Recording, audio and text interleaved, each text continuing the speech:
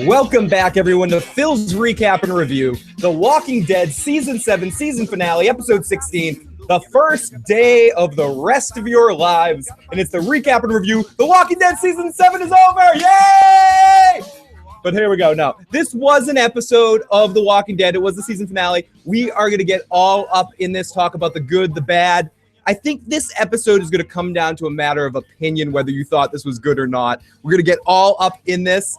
But I am not alone tonight. As always, of course, I have with me the live motherfucking chat. So many great people. Apulia, T-Baby, Dark, Brown Sugar, Corey, Sam, V. Lots of awesome people in the live motherfucking chat. I heard a couple of you asking, but some of the people might remember from last week, Joe cannot be with us this week. But Joe and I will be doing a podcast on either Monday or Tuesday. That will be a shorter podcast, but it's basically going to just be a Joe's Thoughts. The Walking Dead season finale, Joe's Thoughts. That will be what the stream will be called. So look out for that Monday or Tuesday. But we're not alone.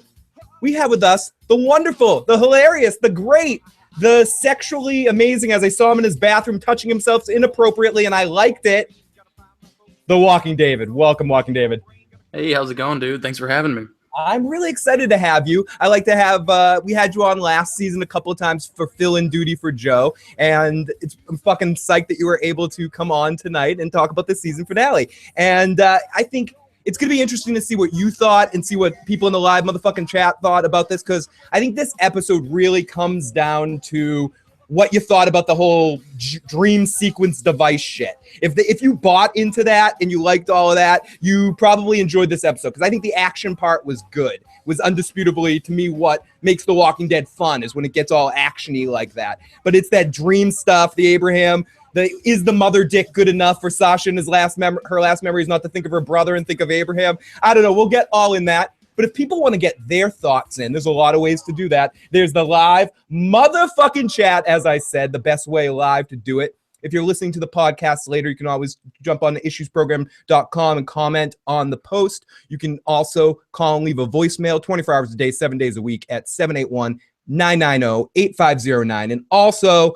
last but not least, the phone lines are open tonight. If anyone wants to call in and get their thoughts in, we have a call-in number, new call-in number at 213-943-3802. Again, that's 213-943-3802. If you want to get your thoughts in, we're taking calls throughout the evening tonight. Get them on in. You'll be put into a little queue sort of thing, and we'll take your fucking calls. Holy shit. Analysis of the Throne says Walking David is looking so seductive. We got Timo Brown Sugar.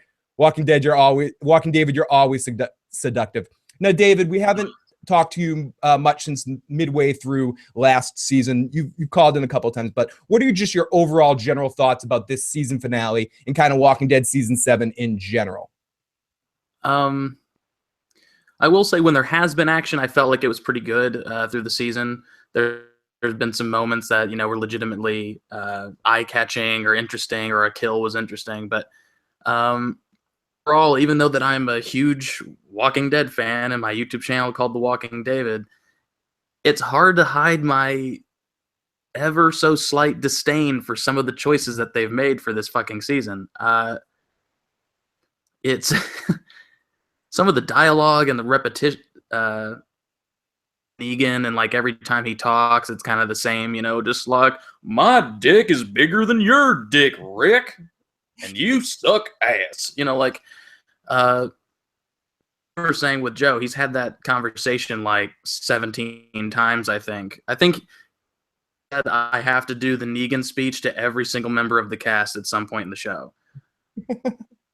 Because there are walkers that he's just like talking to before he hits him with a bat, just going, "You are freaky as shit, sneaking up on me like that with that freaky ass mouth."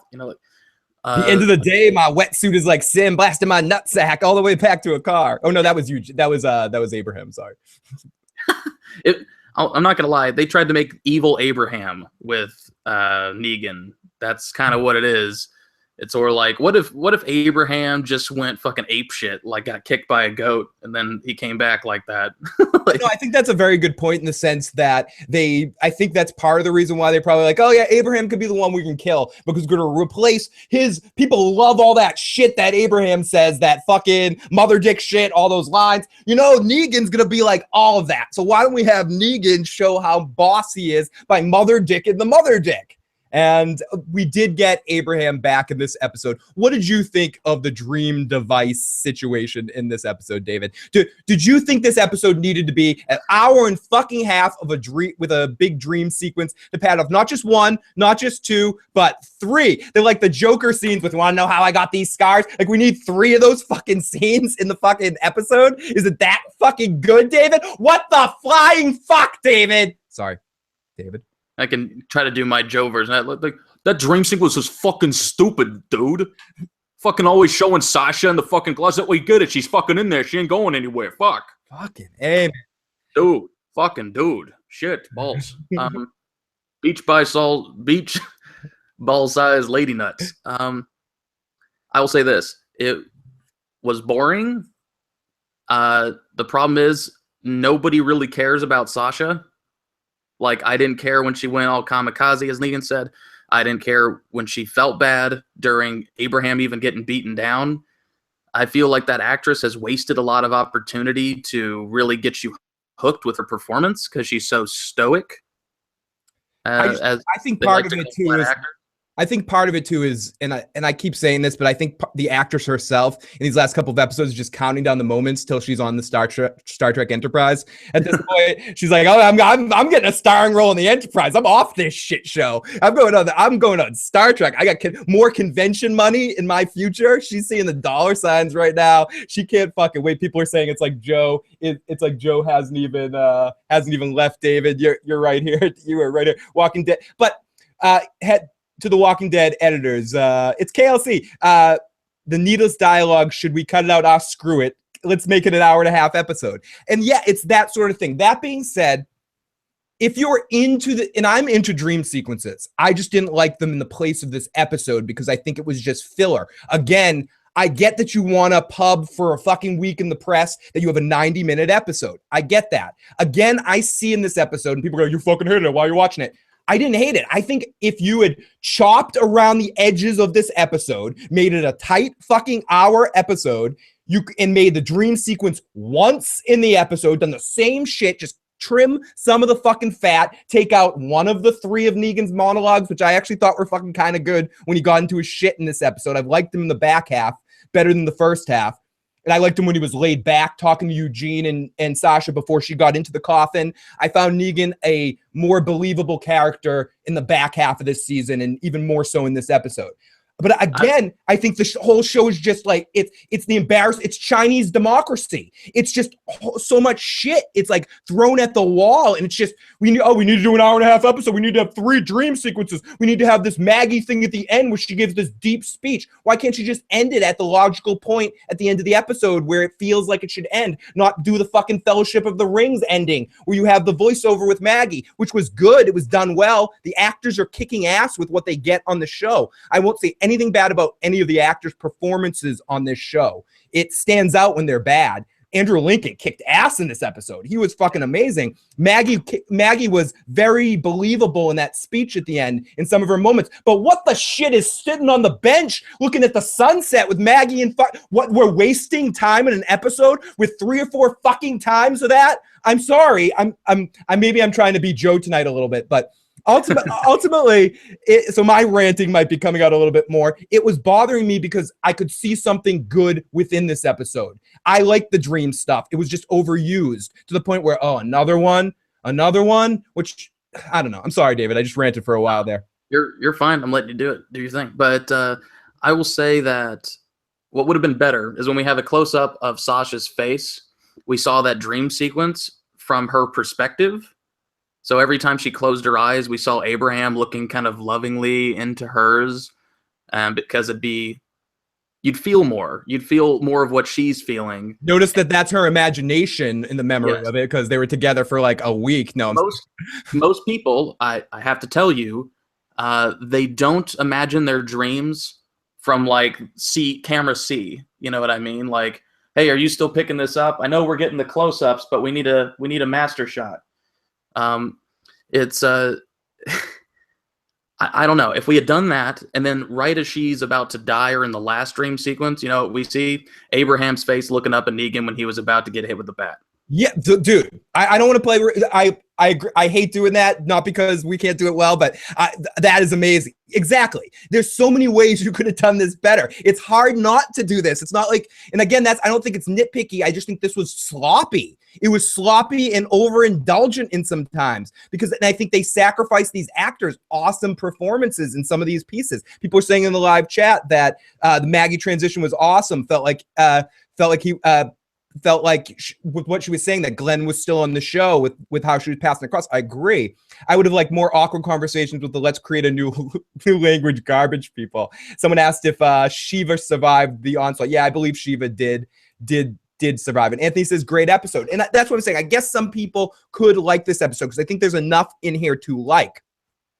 I just felt like, again, at times, some things were predictable, but I'm not going to get into all of that. I thought the war stuff pretty much was all handled really well. I think you mentioned it earlier, David. I think all the action pieces in this episode moved along really well, except for a couple of little, again, if I'm gonna be Joe here, Rick got shot in the side, and I know he can get around a little bit, and for a little while they have him limping around, like grabbing his side, but then eventually maybe, okay, adrenaline kicks in. He's like running with Carl at the end of the episode. It just stops bleeding magically. Maybe I'm missing something. Maybe someone cauterized. It was only a flesh wound.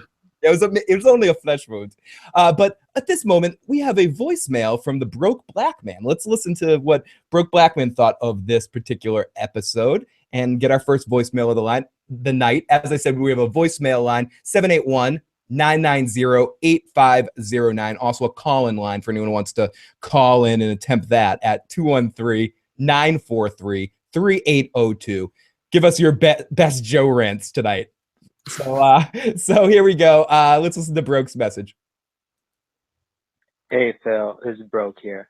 For starters, I don't want Eugene to die a miserable death. I want someone to grab him down and just shave his head bald. He no longer deserves the mullet. 2, why didn't Rosita die in this damn episode? Like, her name was on my death note. Like, seriously, Richard was on my death note. He died. But Rosita, no. Luckily, she ends up in bed healing, but seriously, if she got shot in the chest, which I believe that's where she got shot, she should end up dead. I don't care. Another thing is very surprising. Okay, 1 second before I play the last one. Yes, I thought about that too. Stephanie goes, Rosita just got shot dead in the chest, and then we see her at the end of the episode. Oh, I guess it's another flesh wound, David. Did you notice that? Yeah, gee, I'm sorry. The plot armor this season for some people, based on the characters they're trying to establish, it's kind of ridiculous, because I'm sorry, even for a villain to just kind of be like, you know what, out of principle, I'm not going to kill the guy who's been causing me all these problems. I'm going to kill someone next to him so that he has another opportunity to do it again. Is everybody with me? Hey, where's everybody going? Yeah, exactly. It's like, what the fuck? Why don't these people just leave Negan? Because it's not like he would even suspect. He goes, we are all Negan, and I'm pretty sure everybody gets that. So I'm good. I think I'll abstain from swinging my bat that I fucking talk about every episode. My big spiked penis bat. And the thing about Eugene, I would like nothing more if they pulled up in honor of WrestleMania tonight a Brutus the Barber beefcake like bet in a wrestling match where afterwards he gets to shave. Whose head was it? Was it the Honky Tonk Man or Macho Man's head? I forget, or Ric Flair's head. I forget what the bet was, but it was Brutus the Barber.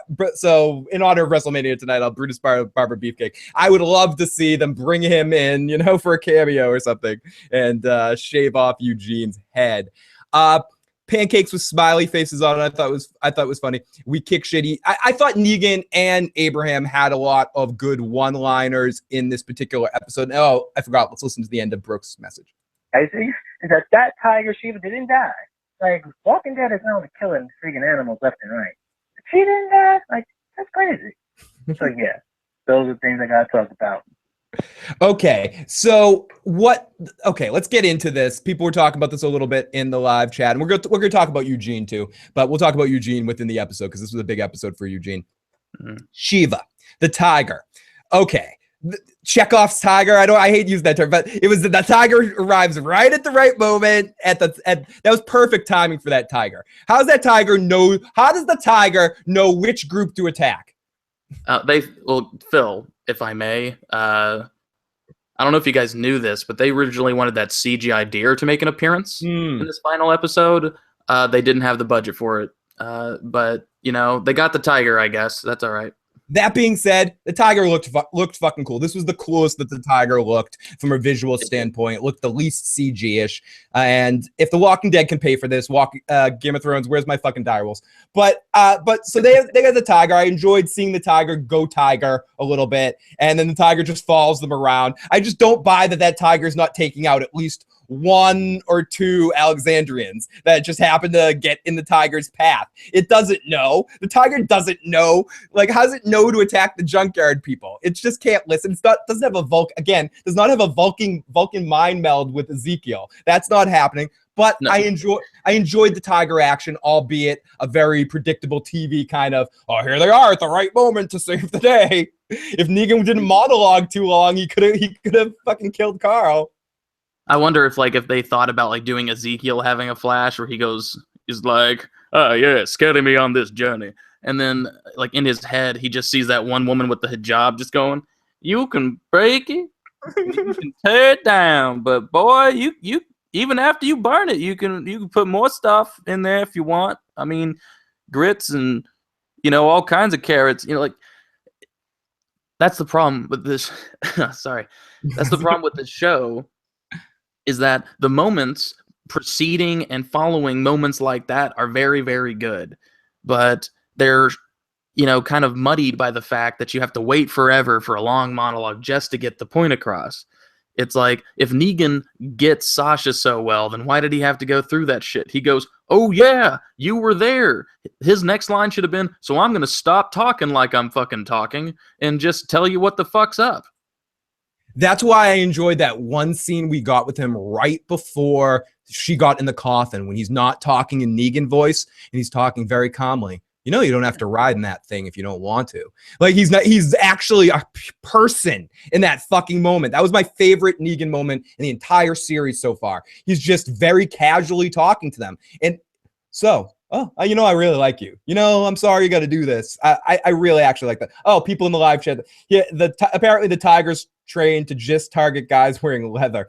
Shiva's trained to attack guys in leather. Apparently it's a magic fucking tiger. That's a 600-pound tiger. Huge target. Someone should have shot it. I mean, honestly, show stuff doesn't bother me much. I can handle a tiger being there. But once you make it magical, I fucking lose it.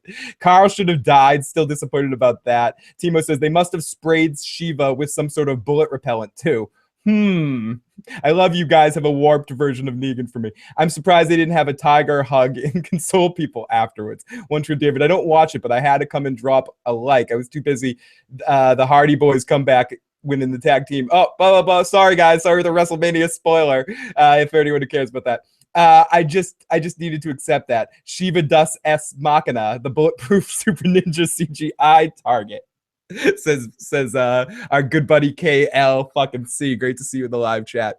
So, as I said, I think in this episode, contrary to all the bullshit that I just said, all the whining and crying I just did, it comes down to, I think, if you really like those dream sequence setups, the setups with Sasha, which again, I think from a single scene was done really well. The focus on her. I thought Eugene carried a lot of the heavy lifting in this episode too, and following Eugene's logic from point A to point B. And I don't know. I had trouble. Eugene, I have trouble relating to him as anything but his lines being funny to me. I have trouble every time they try to do something deeper with Eugene. I kind of check out a little bit. I just like when he's the top, his voice. I lock that coffin up airtight. I guess you must have suffocated. Yeah, I don't know. They could do something more interesting with Eugene. It'd be interesting if the I hesitate to use this word on a live stream, but if his autism was fake. Like if he just stuttered and acted like that because that's part of his survival. No matter who comes in contact with him, they feel bad about picking on him because it's like he's not there all the time. I don't know. Like, it would have been interesting to see Negan go like, "Who are you?" And then he just says in a normal voice like, I'm Negan. Yeah. Like, you know what I mean? Just because they could have done stuff more interesting with him. It's like you said, I thought they were going to go the angle of, oh, he said the Human Genome Project thing. Negan's going to find out about that, similar to how the group did, but isn't going to let it slide. And they still might, I guess. I don't know. I think that they could have done a lot more with these characters than what I get his mindset where he's coming from some point being afraid, but I wish they made him a little bit more duplicitous, like not so much drinking the Kool-Aid. But I guess it's all right to show how to have one of our characters be manipulated by that lifestyle that Negan can offer, so we can see it through his eyes. I just don't think they're doing it very effective because I think he's too much of a comedic character for me. I said that better than I said it a second ago. When I was just Eugene sucks. Yo, it's Crackdown said, great name by the way. Yo, it's Crackdown. This episode ruined Michonne's character, made her look weak. The fact that Michonne got beat, whether it made her look weak or not, Michonne takes a beating like that. How does she not have brain damage? I love at the end of the episode. We'll talk about this in the recap, but I get pretty dark in the recap at that point because Rick, they come in and Rick's like, I forget what the word is. It's there, they are, or something. And she's like, and Rick's like, that's right, it's there. It could just be seen as a really dark, weird situation where Michonne is never going to be the same after this. Should she have been able to take this person in a fight, David? What was that? Should she have been able to take? Did this kind of ruin Michonne's character? Did this rub some of the toughness off of her? It just made her seem a little dumb, like, just because it's like, up until this point, she had no reason to trust these garbage pail people. They just, one of their leader just asked them, you know, yours, can I bang him after all this is over? And then she's just like, I'm just going to chill up on point with some random stranger who keeps looking at me like she's going to kill me here in a second. Usually Michonne is the one throughout the series who's kind of like, I don't trust him. And you shouldn't either, or we should be guarded about our approach to this. And she didn't do it. Alicia said this in the chat. Great to see Alicia in the live motherfucking chat. She did beat her ass in the end. She did win the fight in the end. I appreciate that situation. I wish she'd always carry that ninja sword on her all the time, so she could have just hacked that. You know, that girl comes out and she goes, "No, fuck you," and just slices her in half. I don't know if it ruined her character, but she did take a hell of a beating, and in reality, it'd be tough to come back from that 100%. She'd also be missing like her whole front teeth and everything, so because her face got slapped on concrete, and she's bleeding from her mouth, and she's fine. Atari said, I think the fact that the other girl looked like Andrea made her let her guard down for a second. High five from Alicia. Sandman says, I love this episode. Great episode. Sandman also says, Michonne simply looked human. You can't win every fight. Very good point, Sandman. Sandman is very high on this episode. Like I said, I can see how someone could be very high on this episode. I think there was a lot of good in it. And again, my bitchiness is just more around, again, not the actors' performances, not even necessarily where they choose in the story. It's just everything seems a little too much of fluff and not tight enough in the way that for me, not for fucking everyone. I can't be like, oh, fuck you, Sandman. You're a motherfucker. You're wrong. You didn't like this episode. What the fuck? No, I mean, I definitely get it. I don't think this was bad. I think it was just, I could have dealt with an hour episode and a lot of that first hour of the episode cut. That cut in half. Yeah. So. I mean, literally, if you reduce the dream sequences to like one or two for both things, cutting to Maggie, cutting to Sasha and Abraham, reduce those by one scene, it makes the episode go 15 minutes faster, and it's completely fine. Rick, I thought, was fine. Here's one thing I did want to say, though. I think that if anybody looked a little weaker, kind of lost a little bit of trust in him, is the fact that Rick didn't attempt to grab her gun at all when all of them were like running for the fucking hills. He's a cop. He could do that little gun flip around thing and just blow her fucking head off. But obviously they're like, we want to keep this one around for next season. So nope. I'm just super excited. Next week's Better Call Saul. Oh, next week is Better Call Saul. Holy shit! Did anyone else catch Negan's? They got a freaking tiger. Yeah, that was fucking great. The dream sequences would have been more effective if she was seeing her brother or Bob or something. Somebody else, a couple of other people. I think she definitely should have seen Tyrese. They should have tried to bring back Tyrese. And her connection with Bob and Tyrese was much stronger. Do you guys think that Rick accepted Carl's fate with Negan's bat? I just think he knew it was going to happen anyway, so he didn't want to beg. I think that's what it comes down to. He didn't want to be Negan's bitch anymore in that moment. He wanted to give it back, show him that he wasn't going to take a shit, that no matter what happened, eventually Negan would be brought down. It was the Rick you saw at the end of the beginning of the first episode of the season before Negan took him on the car ride and freaked him the fuck out. You can do this, but I'm still gonna fucking get you eventually. Hey, Kyle's fucking chickens in the live motherfucking chat. And so let's get into it, David. We've wasted enough time. We've set up enough foreplay. So let's wait. Here we go. I'm sorry. I got to get to the oh, there it is. So let's get into it. Let's push the button. Push the fucking button and do it. It is the recap.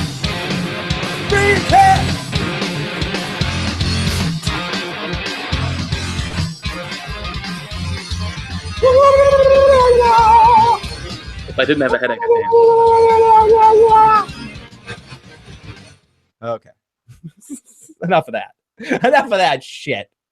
Enough of that fucking crap. Okay, everyone, the phone lines will still be open, I believe, till around they will be open plenty of time if anyone wants to call in at 213-943-3802 or leave a voicemail at 781-990-8509. We'll stop in the midst of the recap occasionally to take some calls or take some more at the end. Generic question.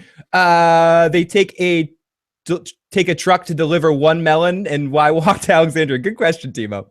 So I wish I had an answer for you. So the episode opens up that we get some nice classic music. I think the episode opened up, the way it opened up in this dream sequence is very effective. Sasha's watching some porn or playing Warcraft, sweating, and thinking of her new job in the Enterprise. She's getting sleepy, nodding off, going off to Neverland. And then we get our intro, and she actually took the pill. David, I really like when The Walking Dead does this. I actually got very fucking excited from this transition because a couple of things really surprised me here. And I'm curious what you thought, too, of this from this standpoint. We got this intro. It was very, very quick. Usually The Walking Dead has done more of these this season. I like when they do the quick intro, just one quick thing, bang right into it. Next up, before we get into what actually happens, there's no commercial. They don't go to a commercial after the credits. They go actually right into the episode. I absolutely love this. And I was set up in a really awesome position. I was like, this is going to be great. Mm-hmm. Yeah. So yeah, I mean, I was under the same impression. I thought that when this episode started, I thought that it was going to have a lot more potential than it did. But I want people to know that I still loved it. I still give it like an 8, which is not bad at all. I'm just really critiquing the things that I would critique on any other show. Yeah. So. Yeah, no, and we say that all the time, that I still enjoy watching The Walking Dead. I don't even hold it to super high or standard. I just want it to be fun. And I know that's not what maybe everyone wants out of The Walking Dead. They want it to go a little deeper sometimes. For me, every time that they go deep, I feel like it's not that kind of show. At least for my entertainment. I like when it's bam, bam, bam, action, survival, fight, interaction, human interaction shit. When we get into the deep dream, dark sequences, for me, that works on a show like The Sopranos or something like that, but it doesn't work here for whatever reason for me. And yeah, that's just for my personal taste. Mm-hmm. But even so I think like some of the best part of the episode, someone was asking what the best part of the episode for me was. The best part for me was actually the end, just that whole action scene at the end from beginning to end, right? When Negan came back in and everyone showed up. I just think we'll get to that point in the episode, but it was kind of a long point. Part of that is this moment you said when Shiva showed up to save the day. That was probably my favorite moment. David, did you have a favorite moment of the episode you can think about? Yeah, I thought let me see. Trying to go rip through the Rolodex in my head. I thought the sequence where they were getting ready to fight was great, and getting all set up, because I was getting extremely excited that they were just going to come out quite literally guns blazing and not hear anybody talk until, of course, Eugene was like, "Oh, I'd like to talk to them, see if I can get them to slow their roll or whatever." But I thought that was the best part, just because that was getting me extremely hyped for the stuff that happens in the comic books, for people who are aware of that. Yeah, I like that, and I also did like that Carl almost got it this time. Yeah, He's getting a little closer every time. Speaking of Carl, a couple of people saying Sasha coming out of the coffin. There was an extended episode because it felt like it was just extended commercials. Timo just actually said what my favorite part of the episode was. I get to it in the notes, but talk about it right now anyway. The fact that Carl was the one that set it off. When the best section of the episode is when Zombie Sasha, we haven't even talked about that yet, funny enough, when Zombie Sasha comes out of the coffin, which was a cool take, tackled Negan, somehow Negan survives it all, whatever. But Carl sees the opportunity, and is the first one to fire the first shot. Carl Wick. Yeah, Carl Wick, exactly. Carl does it. Stephanie is funny. We see Judith at one point in the episode, and Stephanie goes, "Wow, Judith walking around looking more and more like the Punisher every day." I thought that was pretty good. But Sasha should have been listening to the Eye of the Tiger because Shiva saved the day. Carl jumped off. Yeah, Carl set it off. Generic, I think that my problem too, I've been too salty since the cliffhanger, and they haven't done anything great after that. Timo, I'm with you. Oh, we got Big Sexy in live chat too. Great to see you, Big Sexy. King J Uno, Carl redeemed himself. I'm proud of that kid. I'm proud of him too. And if Terry Chan was here, she'd be proud of him as well. Generic, I think that's my problem too. I wanted to read the comment above that. I like how seeing dead people before they die runs in Sasha and Tyrese's family. Yes, Big Sexy. I was going to say that later. It's very similar to we get all deep in whatever with Tyrese before he dies, looking at pictures and stuff. So, Okay, so let's get back. Judith and Hilltop, smart move. Scott Freely, haven't been able to make the chat in the live weeks. Had to be here for the season finale. Great to see you, Scott. And great to see so many people in the live motherfucking chat right now. We have a great group, over 100 people, 124 people as of right now, and watching us live. Fucking huge fucking thanks to all you guys watching us. And anyone who's listening to the podcast later, please, if you haven't already, subscribe to the YouTube channel so you can check out the live broadcasts. And if you're listening on the audio cast as well, please give us some star ratings or reviews on iTunes. It can only help us get to more and more people. Okay, so we get no commercial. Wow. I was really excited about this. Then we come back with some cool jazz music and Sasha's face again doing the porn. She smiles and she says, "Hey, darling, wake up." She's a flashback, and it's on the couch. She's sitting on the couch, and Abraham's up and kissing her, and she's alive in this kind of alive death place, whatever, that we can figure out after the fact. She's in the process of dying while this is happening, and she's going to that place in Lost where they all meet together. And we get a good afternoon from Abraham. And he's feeling all kinds of glad to see you right now. David, were you all kinds of glad to see Abraham right there? I was reserving my excitement because I was like, what are they going to do with him? And I was really thrilled to see Michael Cudlitz do this. Here's the thing. They had said at the beginning of the season, or at least after the episode where he died, they go, "Don't worry, everybody. He'll be coming back in flashbacks." And I'm like, okay, so just no flashbacks leading up to the season finale of this when she's, and can't have any more flashbacks. It was a little bit of a Glenn goes under the dumpster for me. So that is Dwight didn't know about the garbage pail. Maybe you should have let Rick in on that. People are saying that Judith and little Sam are babies. Are we sure this is a dream sequence? It seems like it might be a flashback. Okay, it might be a flashback to Atari Dad. I thought it was a dream. Like she was projecting a ideal situation where she can warn him before what happens, but it could have easily been a memory as well and a flashback from things that happened. You're probably right. It probably was a flashback. But yeah, I think it was a flashback, but I don't know if the part where she goes, I thought you died. I think that could be her having the memory, and then right up till that moment, she's breaking through it. Like a little bit of hers coming into the Excellent point. And someone in the live chat said this. Sam said this. Excellent point, Sam. It's a flashback and a dream. She's flashing back on real situations and playing that what if game. That when I was a kid, the first magic thing I ever wanted to invent was a what if box, so that I could like spin it and see what if I did a different thing in that situation and just what would have happened and played out. I think that would be one of the most fun toys ever to play with, or maybe not. It would be very sad. You'd end up crying. You'd be like, fuck, man. Hey guys, wouldn't it have been great if in the very last shot we get of Maggie and Sasha sitting on the log, if we had seen the silhouettes of Glenn and Abraham standing there with their logs in hand? Sorry, I'm just imagining. Sorry, I'm just imagining them straddling the log. Okay, so we get the. We get a good afternoon. It's all kinds of good. She asks, are they back? And she didn't want to wake up Maggie. Maggie's in trouble. Someone said in the live chat, I think it might have been KLC, said, is Maggie still pregnant? Because she's not showing. Maggie's looking pretty thin.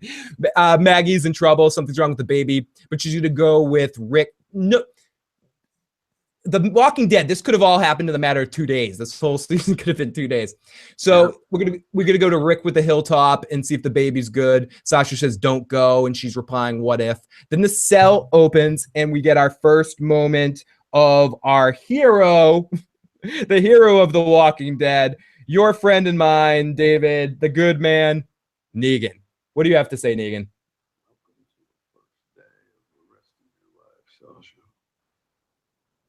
I can't hear it, Phil. Yeah, I'm sorry. Here we go. Welcome to the first day of the rest of your life, Sasha.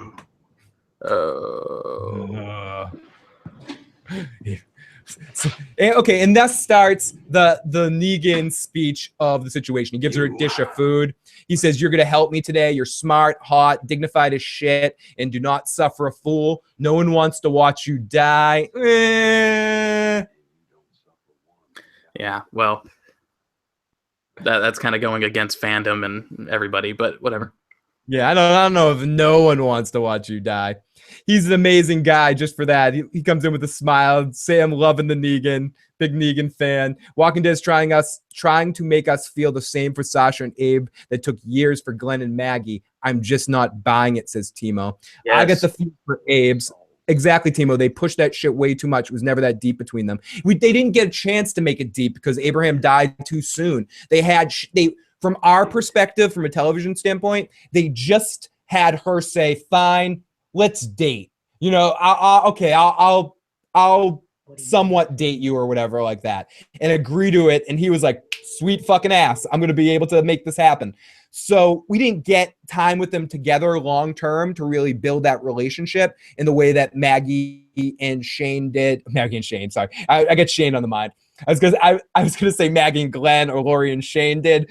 I mean, just really kind of built a relationship that you bought the dynamic between them.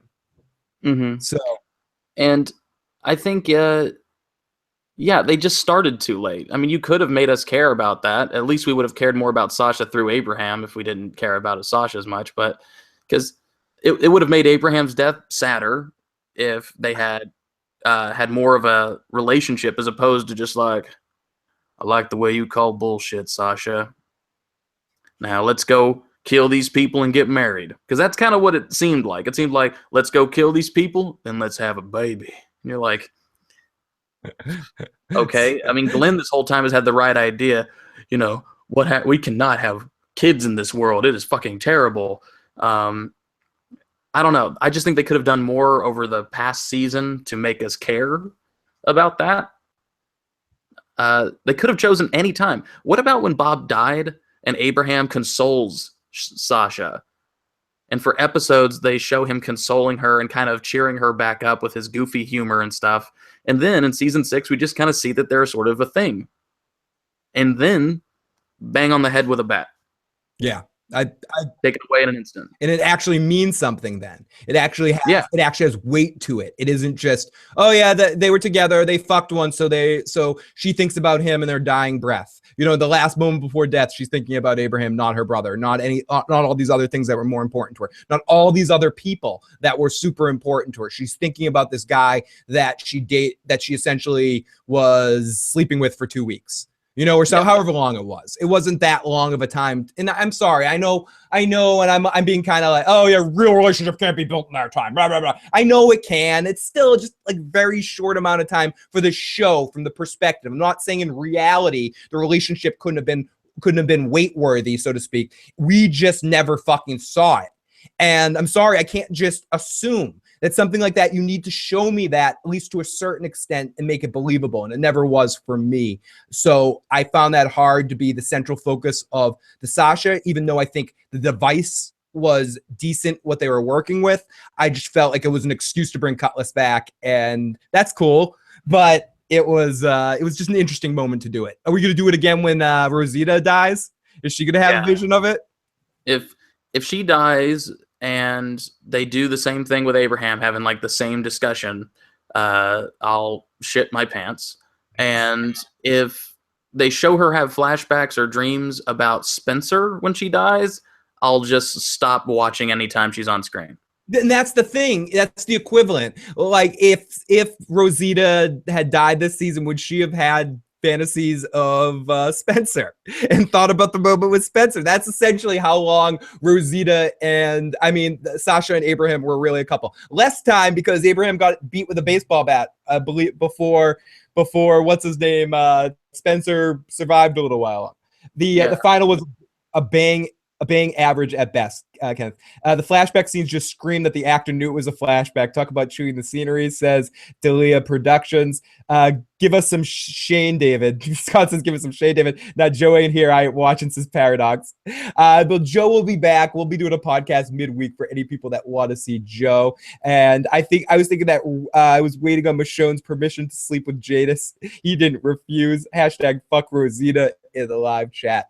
So, okay, so we're gonna help solve some Negan shit, and we see a pancake with a smiley face and blueberries. She asks with disdain, "What do you need from me?" So then we cut to the first sign of Maggie on the fence.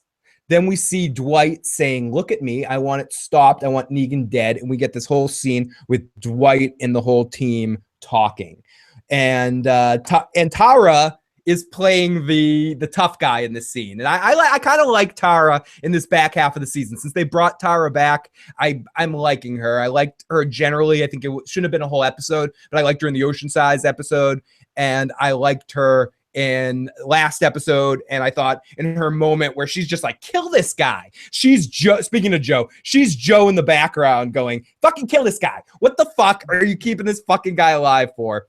So, David, do you have any opinions on this particular scene with Dwight and the group? I think they definitely should have at least punched and beaten him up a little bit to show that they mean business. I think letting him get away completely scot-free and not testing his allegiance a bit under pressure was stupid. And just letting him go back to his group. Rick had a gun in his head 10 seconds ago. And Daryl had a knife that was getting really fucking close to his eye, for a good 5 minutes. And it's like, dude, at least cut off like a finger. Like, pull a Game of Thrones shit and be like, Stannis Baratheon is the one true king. I don't know. I think it could have been done a little bit better. I do agree that Tara is a little bit more useful now that she finally mentioned Oceanside. Before that, she was driving me crazy. And Timo, I got to scroll up for Timo's comment. Timo says, Tara is all like, kill him, but didn't do it herself and ran away when shit hit the fan to save Rosita, bitch ass. It was obvious before Negan opened the casket that Sasha was dead. They ruined the surprise, in my opinion. Should have been done better, says Johnny Rico. Delia says, I like seeing 15% of the brutal fight scenes on the show. The show's greatest character, Michonne, getting her ass handed to her by some random girl. Everybody go up. The actor that plays Dwight has throughout the season turned into a TV version of Christian Bale. We hardly saw anything of the Michonne fight. Why? We wanted to see more, says DeLeo. And Stannis is the one true king, says Iron Throne, David. So we get Dwight saying, "Look at me. I want it stopped. I want Negan dead." Rick asks, "Why don't you kill him?" And he says, "We're all Negan." Tara's like, "You killed Denise, you son of a bitch." And she's quoting South Park. You killed Denise, you son of a bitch. And Daryl grabs the knife, and he's not playing around. And Daryl, the biggest pussycat on the planet, Daryl just can get talked off any ledge, and Dwight knows it. For whatever it's worth, whether Dwight is on the level or not, and I think generally he was on the level. They give us that whole thing at the end with the toy. Did not know, and that's from Dwight. I want to say Dwight was there because of his girl. She left. He doesn't want to be there anymore. That's the only reason why he was dealing with all this. But even so, he doesn't fear Daryl for a second. He knows he can talk shit to Daryl, and Daryl won't actually kill him. He says Negan doesn't owe him anymore. He did this for someone else. She got away, and she let you get away. And Tara just keeps saying, kill, kill, kill, kill, kill. Now, Dwight says, we can work together. You know me then. You know me now. I'm not lying. I want to help. Dwight says he's not getting killed. He's never scared. Daryl rescinds, and Tara's like, just fucking kill him. Now, Rosita's here, and they said, they got Sasha. Rosita doesn't trust him either, but Dwight says Negan's coming tomorrow. 3 trucks, 20 saviors in each truck. He says, I can slow them down a little bit to buy you a little bit of time. And Rick nods, and he says, I'll radio the sanctuary where Negan lives. And Rick's like, the sanctuary? What's that? It was almost like a side to the audience. Sanctuary? What's that? That's the place where Negan lives, everybody. And yeah, seriously. I'll lead you in and wipe out the rest of the guys. You can get the workers, build up our army, and then we can take over the galaxy as father and son. And Tara is like, fuck no. And Rick goes, keep talking. I want to hear what you have to say. Yeah, I don't know. To me, this show is really, they know that, this is not to really dig on the show, but it's true. The show's lost some of its fan base due to the first part of the season.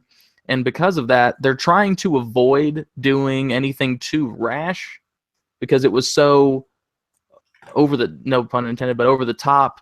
And, it was so gruesome that they obviously felt like in these last few episodes that they didn't want to do anything too graphic. And that kind of made a lot of these characters do things that were completely out of their character. And then once everybody left, they all went right back to who they were supposed to be. Rick's like being the leader, Michonne's still hanging in there, and the kingdom is tough.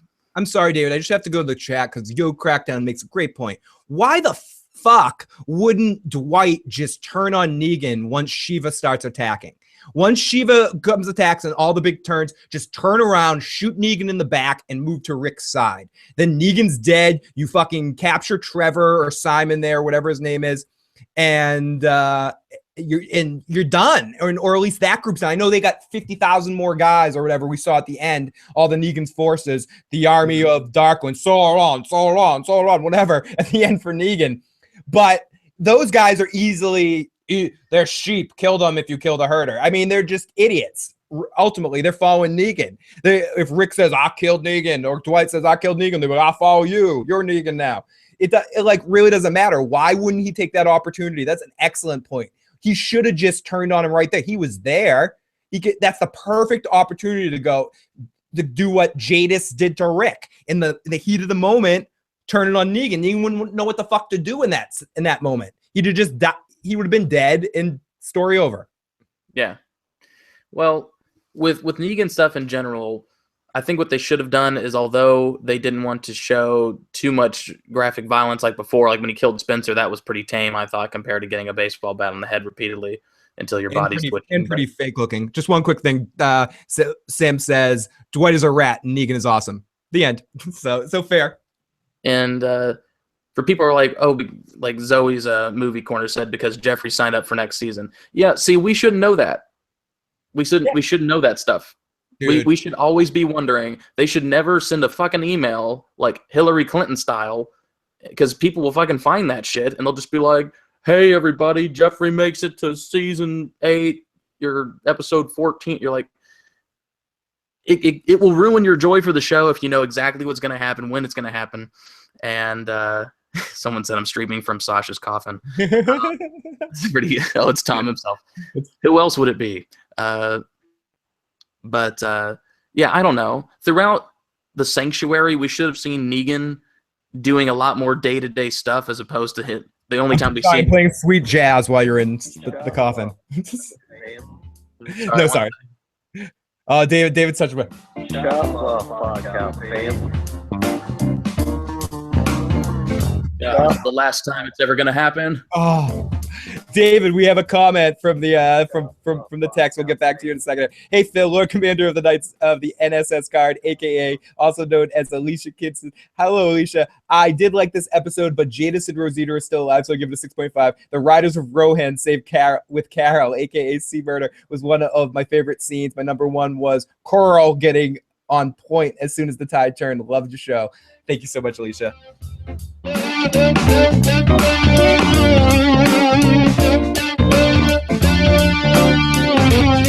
Okay. So we have so anyways, so the live chat, you guys are fucking amazing as always. Tom himself, great to see you there. I'm getting pretty drunk myself, my friend. We also, as I said, have the text line open, 781-990-8509, 781-990-8509, and the call-in line at 213-943-3802. Okay, so here we go. Rick says some stuff, and Daryl says some stuff. If he's lying, I'm gonna kill him real slow. Daryl, I'm the greatest of all time. I'm gonna kill him. This is my island. This is my I'm a better father than you, Rick. I'm the best. I'm better for Daryl than you, man. I'm the best. I'm Daryl. I'll fight for Daryl. He's like, come back, you destroy everything. Shut up. Rick's the best. Who the fuck are you? I'm Daryl. Daryl, we can't act. Otherwise, we might win. We can't act. Okay? If we act first, we might catch him by surprise. I don't want to do that. I can't risk it. There's a tiger in here, Daryl. Daryl. Sorry. I see. I can't match your awesome Rick. You threw me off. No, okay, that was great. Sorry, Rick. I'm the greatest of all time, but you're lucky to have me. I'm gonna go get a rat for us to eat, Rick. You're the best. Rat. We're gonna get you a rat, Rick. Can I suck your balls, Mr. Rick? Okay. Daryl has 4. I know Daryl has 4 lines the whole season. I'm giving Daryl too many lines. That was Rick and Morty, everybody.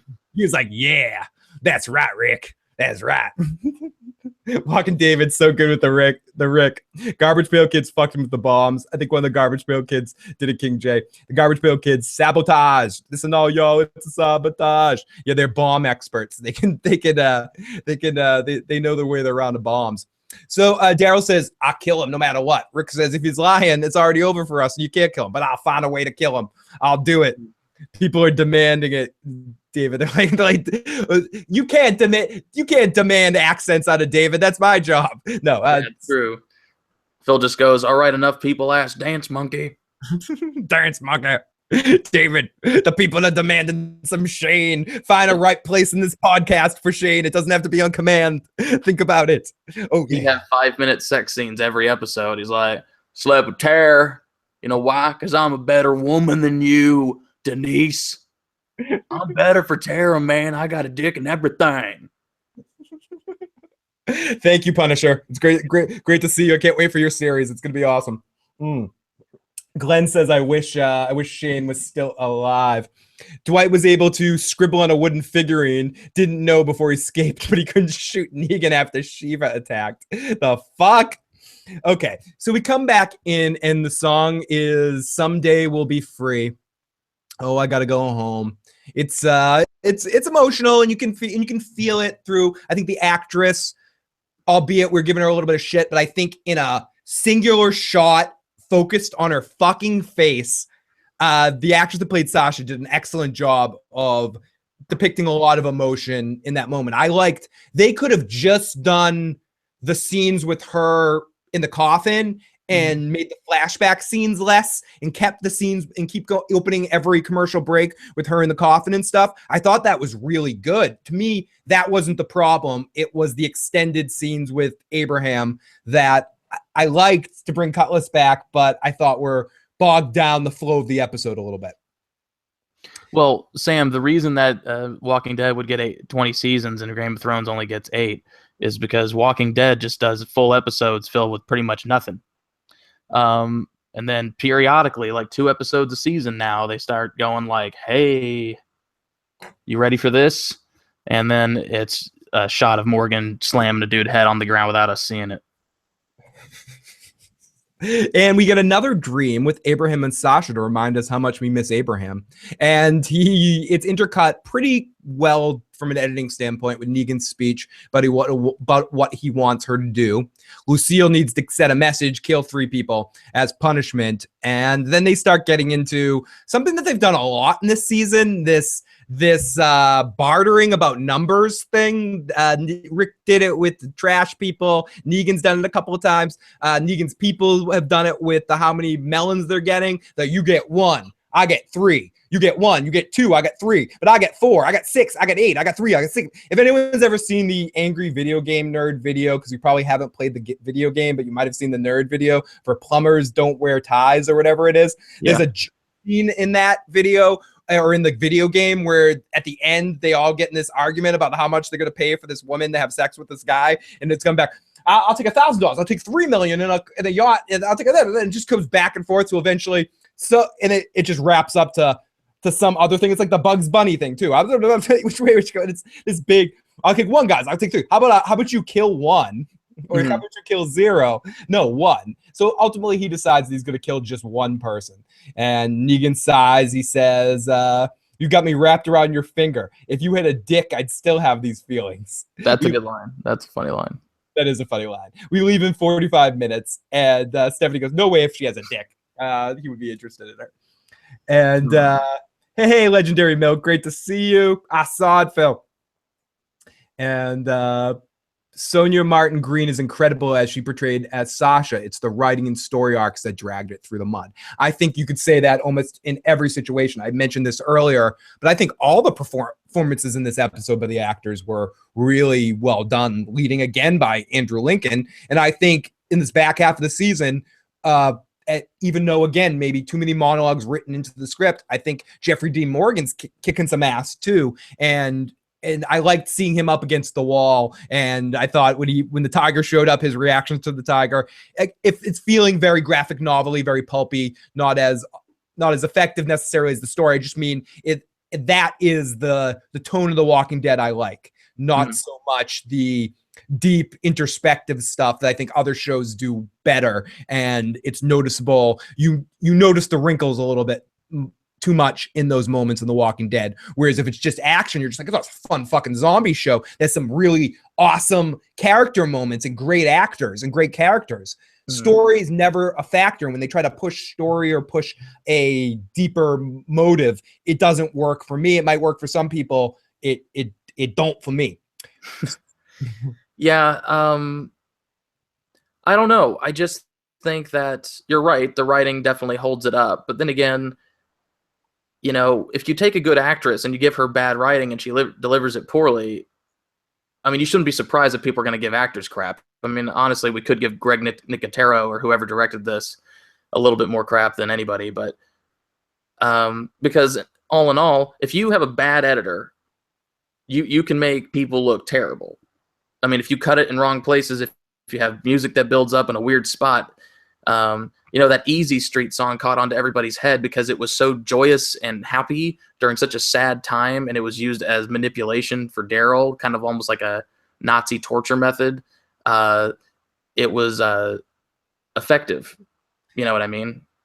And you're right about video editing and stuff. That's the person that can make you look like shit. That when you play in bands, they always say be nice to the sound man because he has the sound like shit button that he can just go away. You're going live and just your voice feeds back every time you sing. Your guitars when it all fucked up. And it's similar with editors. Editors hold it all, and I think that comes down to the director's vision on the show. So you're right. When it comes down to the problems we have, I think it's less on the writers, less on anything. It's the editing and the general story direction of the direction of the season. And I think most of the problems that we have to put on the show right now is on Greg Nicotero. It's not even, a lot of us I go to the writing staff a lot because it's just, the writers, but I really mean just the general direction.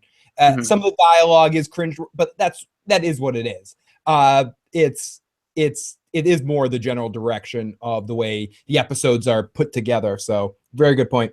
Atari Dad says Talking Dead pointed out that Zombie Sasha killed that creepy veggies guy from the hilltop. She did.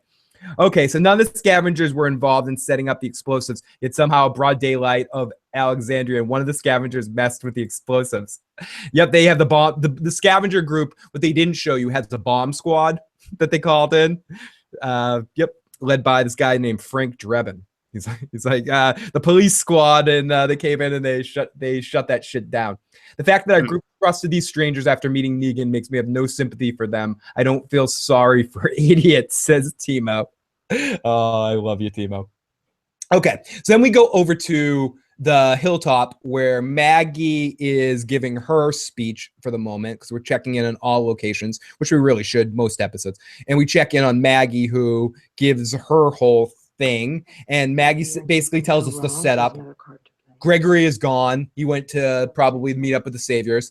Rick wants her to stay there for backup, but Maggie wants to fight. They'll need me. Jesus says, you got a tough decision, and then he smiles, and he's happy, and Maggie says, why are you happy? And Jesus says, because you're the decision maker. We also get to see baby Judith walking around, and then we see Maggie, and the kid goes with Enid. Excuse me. Then we get to see that watch that's been shoved up Judith's ass for the last 5 years, smuggled in through Negan. No, it's Herschel's watch, and that plays a big part in the episode through the Maggie storyline as she sees the watch, and then she holds the watch later. Yep. Mm-hmm. So there's nothing. Do you have anything really to say about that scene?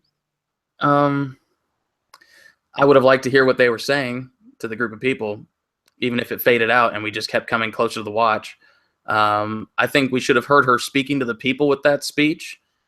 So been recording audio while the crane comes in, and when her dialogue ends, it has a close-up on the watch. Should be an amazing shot, because it would show all the people and slowly come into this extreme close-up on this watch, indicating where her mind's at, and it would just be really impactful.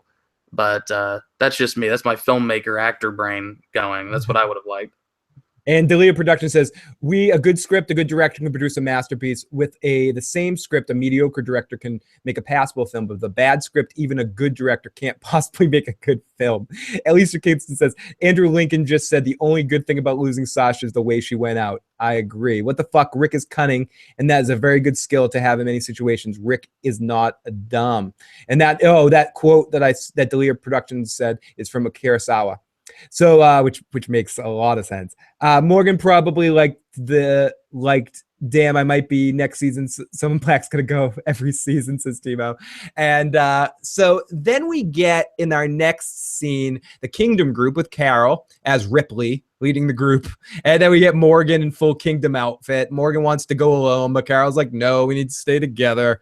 And then, surprise, then Ezekiel comes and he gives a speech that says, Morgan, you want to destroy everyone who you were. But he says, no, but I'm stuck. Morgan, you want these fucks dead? Then you will cease this action and you will follow me now. This is a dragon with many legs. We need many allies to beat this dragon. Thou art thou, my fate friendeth. I bring down upon thee the darkness of the society. Well, I can't. I'm sorry.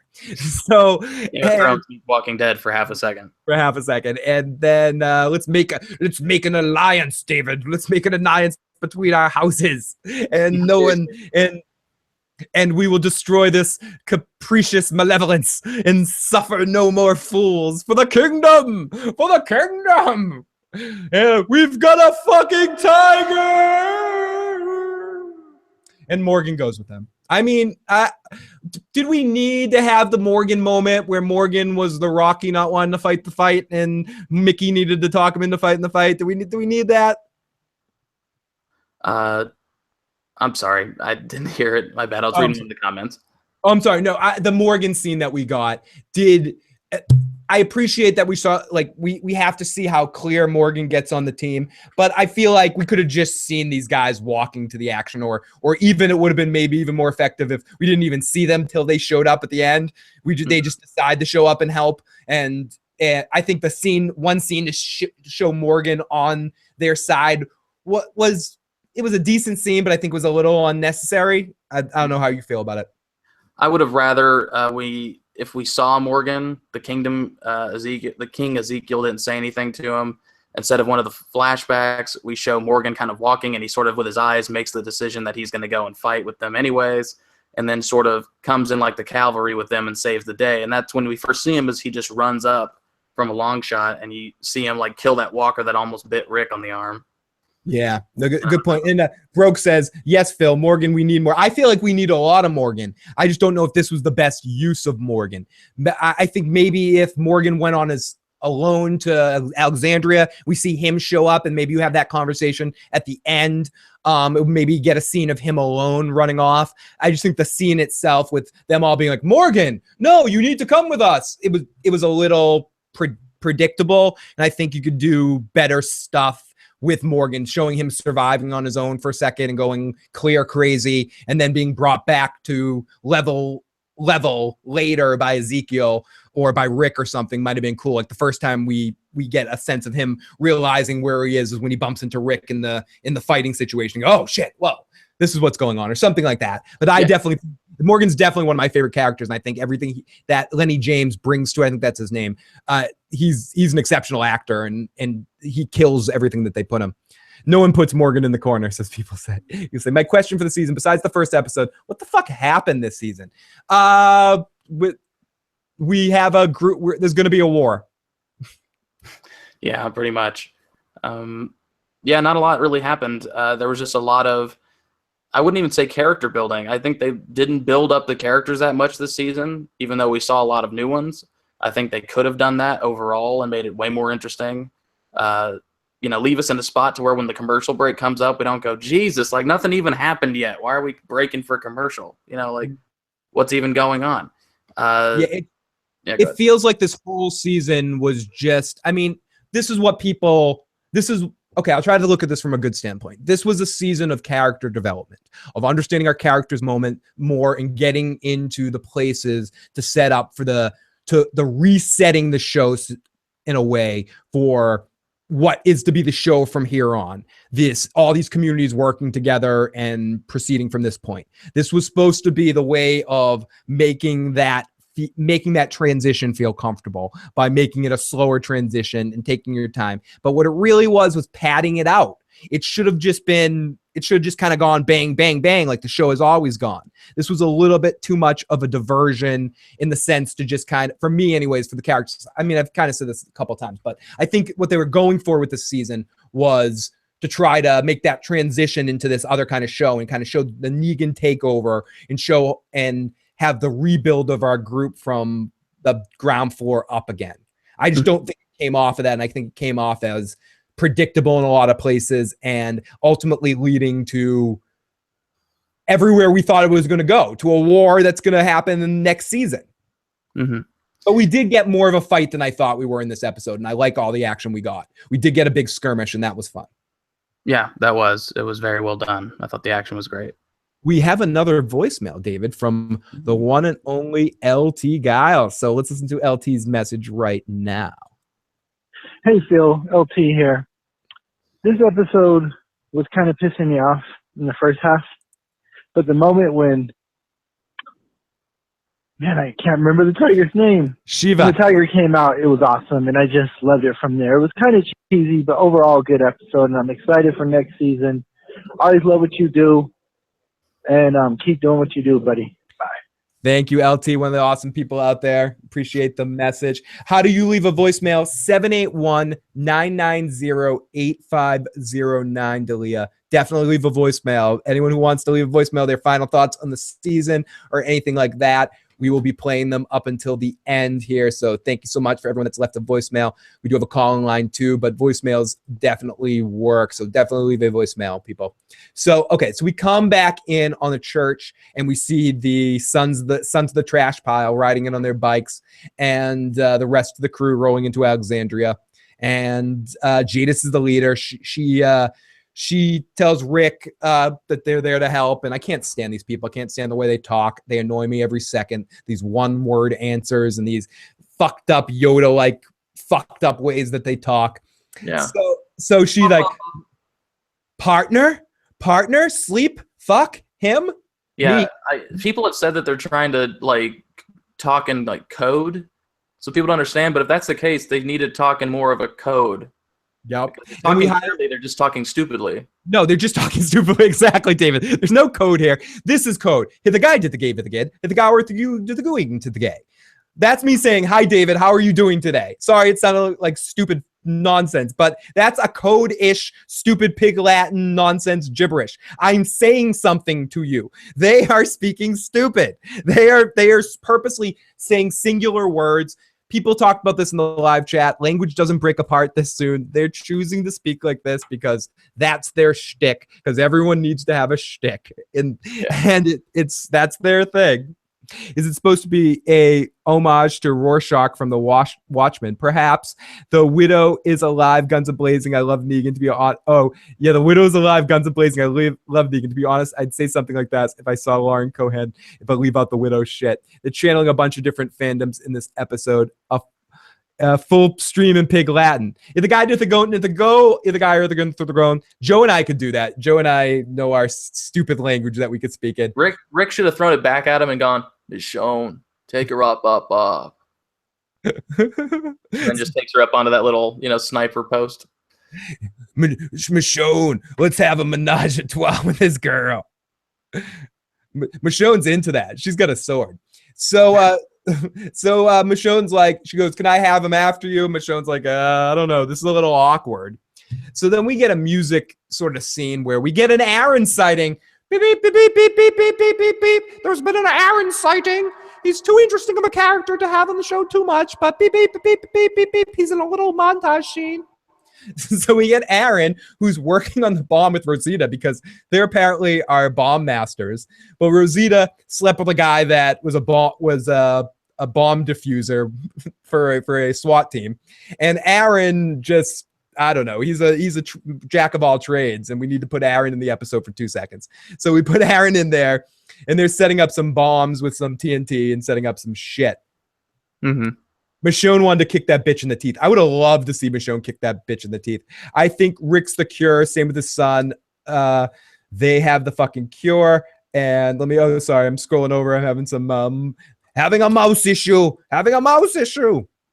I think it's supposed to Garbage Pail Kids rolled out on bikes like Stranger Things. Ezekiel was talking about a dragon with many heads. Come on. It has to be.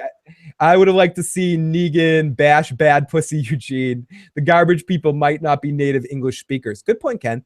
Michonne, some of them looked like, some of them, the way they were talking like that seemed like they probably were just because of the area that they're in. But it doesn't matter. We're not speaking whatever language the gobbledygook language that they use.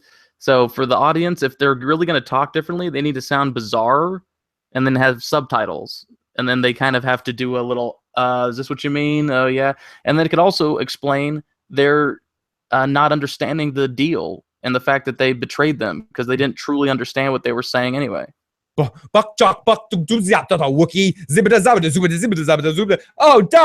Dark C, thank you so much for the fucking super chat donation for my stupid chat. You the goo with the gar, at the guy, at the game, myth the gays, at the gang, you the goo, myth again. For the guk, mythic. Let me take take a sip of this ridiculously too strong beer that's fucking crazy right now. Thank you, my friend, for the fucking super chat. You were the best.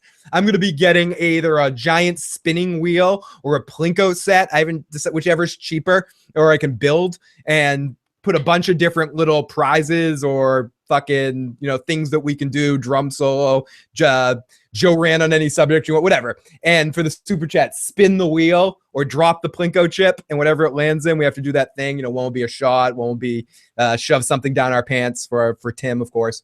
And all that sort of stuff. We got another call right here, I think. Let's listen to this. Play the fucking message, Phil. Oi, Phil, play the fucking message. Hey, just calling in, thinking that what they should do for the next season is just stick closer to the comic book arc. Cut that season down from 16 episodes to 12. I know the revenue is killer for them in terms of the ads and whatnot, but there's just too much fat in that show. And hopefully now that Sasha's gone and Abraham is gone and those salaries are gone, they can just put some more money into having bigger set pieces, shorter seasons with tighter stories, and get rid of Gimple, man, because that guy's writing credits before this show is ghostwriter. I'm out. Ooh, hard to respond to that when he goes out of the Ghost Rider. Great call, my friend. Great. Hashtag 420, Tom, eating a sandwich right now. Yes, I was watching that team. Oh, I got hyped for a second. Oh, what was that? Oh my God, I just saw a YouTuber I subbed for on TV. Awesome. Yeah, I was just watching that team. I got hyped for a second. I was like, oh shit, didn't catch me and broke Black Man. No such luck. Thank you. Thank to everyone. Thank you, sir, LT. You guys are amazing in the live motherfucking chat as always. So, okay, then we get a music scene, as I said, of Rosita and Aaron being important and setting up some bombs with some dynamite and setting up some shit. Then we go to Simon, Trevor, and I don't like, you know how you hang out with somebody and they talk a lot when you hang out with them. They're a big talk. They're very outgoing, but then you put them around some other people and then they're really quiet around those other people. I don't like Simon as much when he's around Negan. He keeps his mouth shut too much. I would like it if he kind of was, he knows how to behave around Negan, but he's a very reserved Trevor in this episode. I don't think he had one crazy Trevor line. Yeah, he didn't. And I guess you could say that they're not focusing on his character, but you'd think he'd at least say something, as opposed to that shot where Negan hides behind the car and then gives a little soliloquy to the audience, which I didn't understand. It was like, I got when he went like, damn it, shit, and then like, because he's getting shot at. But for him to go like, man, I'm kind of impressed or whatever, and then go, I would have gotten away with it too if it weren't for you, Rick, and then he just leaves. Could you say that in that same voice and go, if you couldn't get away with it if it wasn't for your meddling kids? You almost did the Scooby-Doo thing. And I would have gotten away with it too if it weren't for you meddling kids. Thank you, David. You're welcome. I appreciate that. Timo, ba ba, zabada ba ba ba ba,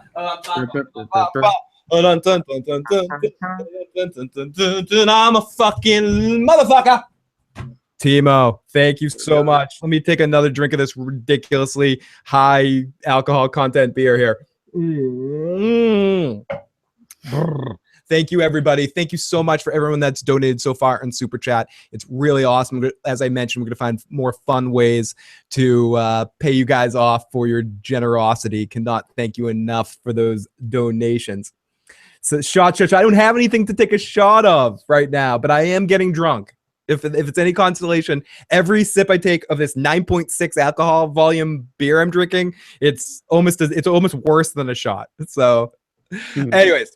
So we go to Simon and Negan together before I fall down from silliness, and they get Dwight's there too. They say, "Should we do Plan B?" Eugene, in a roundabout way, says, "Cool your jets," and Negan just gives this look like he's lucky to have him. So, David, what do you think about Eugene's way how he fits into the Negan team? Do you like the Eugene and Negan team scenes? I think they could be really, really interesting. I know that the character dynamic between them is pretty great because, Eugene is this really smart, socially awkward dude, and Negan is so over the top that it's kind of an interesting blend. Because anytime Negan has a scene with Eugene, as it starts to when it finishes, he gets calmer and calmer and talks slower and slower because he really, I think, listens to Eugene. To some extent, like he really trusts him for some reason because I think he realizes how much of a pussy he is. But I don't know. This episode kind of seemed like he was going the other direction, like he's starting to lose a little bit of faith, kind of like with Dwight. Very interesting. Last scene, Eugene said what any reasonable people would say. Oh, a Prison Break, a Better Call Saul. Is Better Call Saul really this coming Monday? Fuck. Mm-hmm. So fucking A, crazy.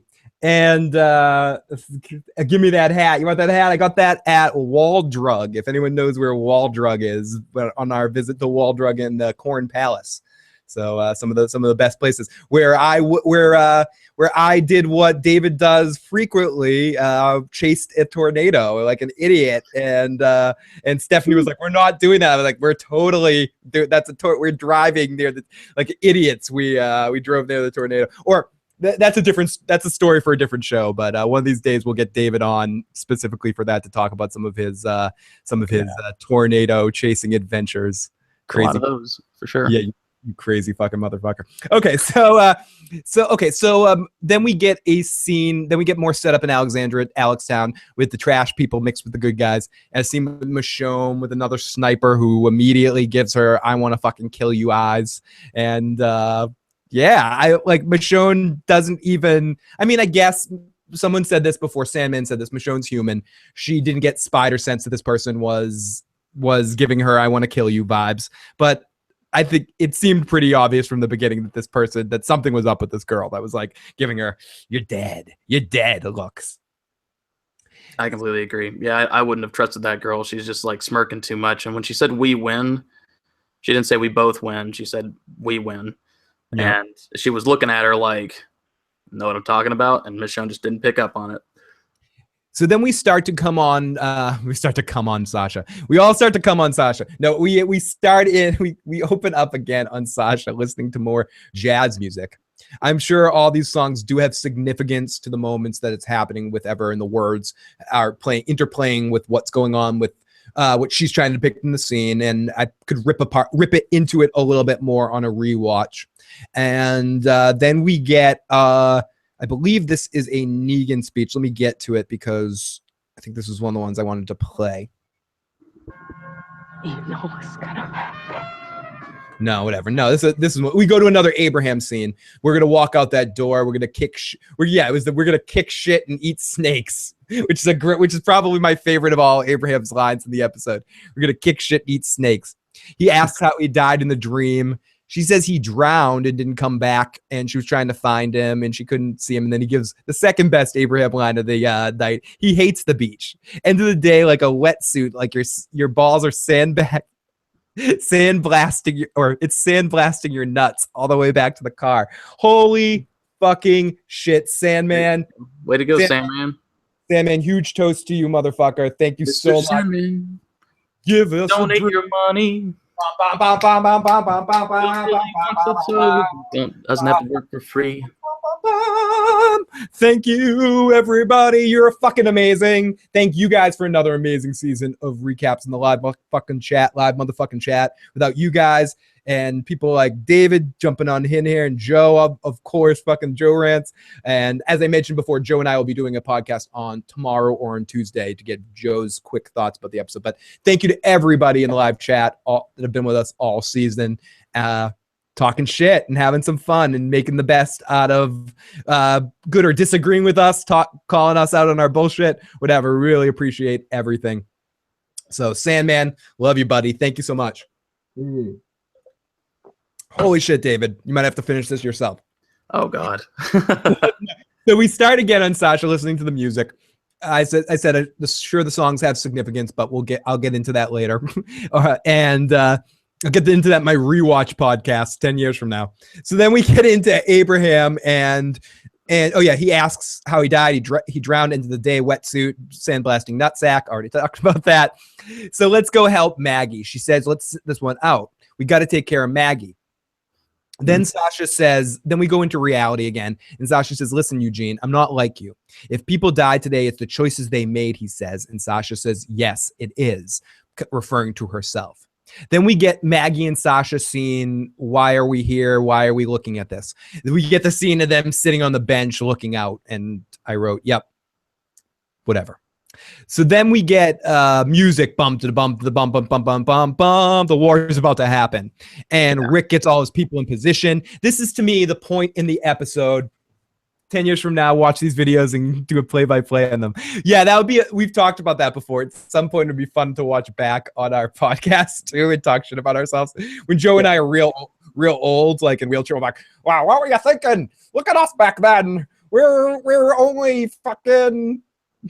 After binge watching Game of Thrones from start to finish for like the 50th time. We were only middle-aged there, Joe. Now we're geriatrics. So we're looking for the fountain. I'm looking for the fountain of middle age. I don't know if anyone can. If anyone obviously knows what movie that's from. gets a free sip of the alcohol. A free sip of the alcohol. Well, who am I? What the fuck? I'm giving myself a free sip of the alcohol. What an asshole. What a shill I am. Fucking shill bastard. Anyways, so blah blah blah blah blah. Music. And the war is about to happen. Rick gets his people in position. Dun dun dun dun dun dun. He starts to lead. The wall will hold. It will hold. Rick, I'm the greatest of all time. I'm Daryl. I built this wall. It'll hold. The music's ready. Eugene says all the points covered. He's talking shit. He says, I'm going to give you a cheat sheet. And then we get, I hope you listen to me. Oh, Eugene, they set up Eugene to go there ahead of time. And Eugene comes in, and I almost want to play this. I think this is this one. Let me play this. I think you'll get adjusted to the place, honest-wise. No. Oh, no, this is the wrong one. This is the wrong one. Signaling. And the wall's gonna hold. I love this music. I might get flagged for this, but I love this. It's like Spy Hunter and shit. Yeah, it's very 80s, like horror movie kind of. Yeah, and I kind of like that feel for The Walking Dead. So this is our Eugene speech.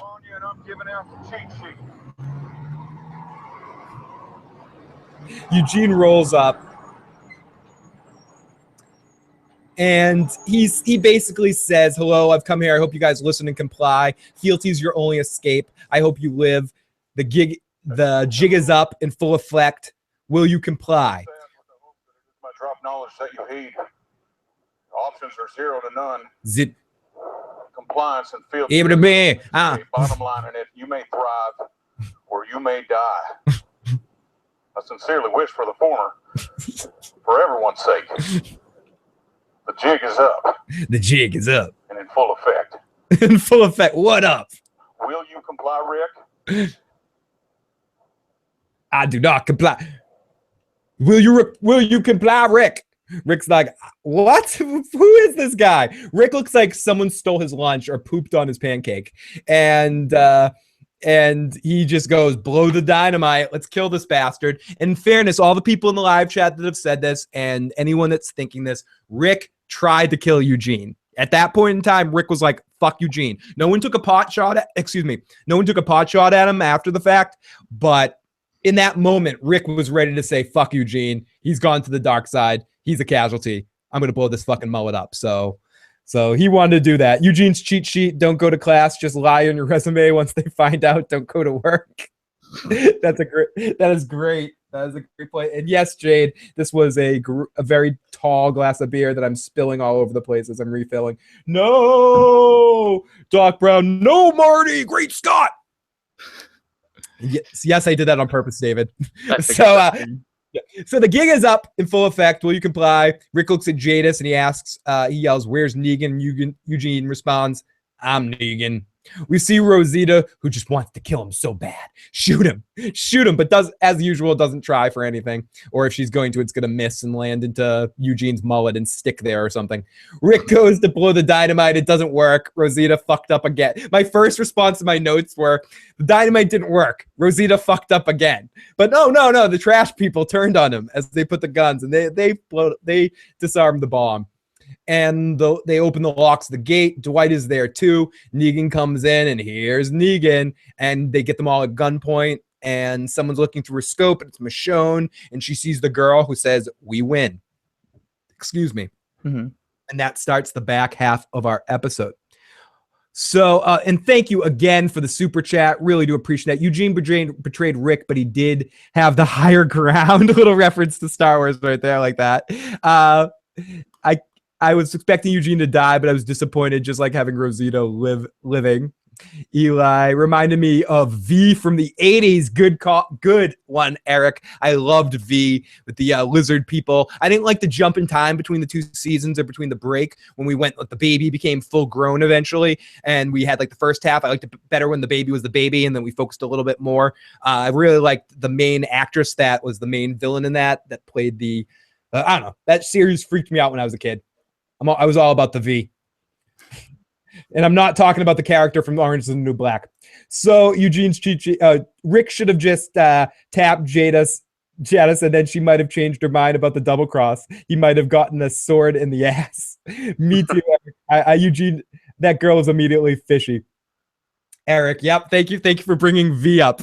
I didn't watch the remake. Sorry to bring this on V. People are like, fuck you. I don't want to talk about V, Phil. I don't want to hear about your 80s fascination. What are you going to do, a Greatest American Hero podcast?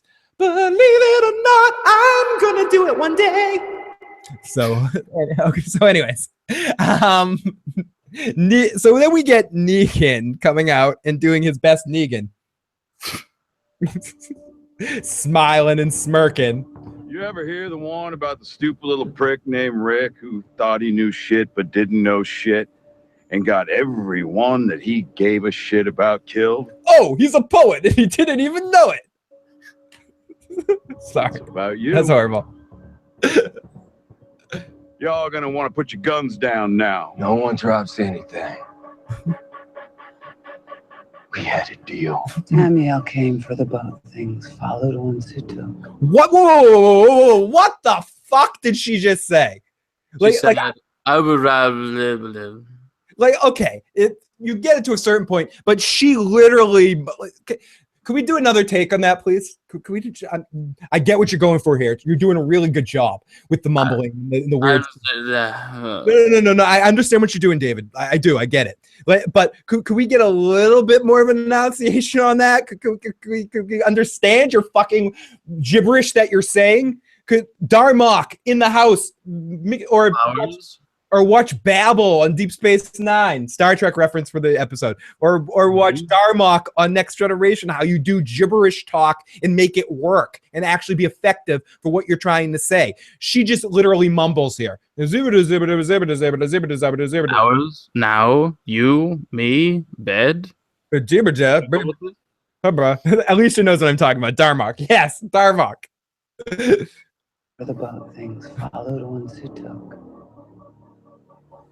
Made a better deal. She's annoying. I mean, it's only been 4 years. She can be a caveman so soon. And you push me.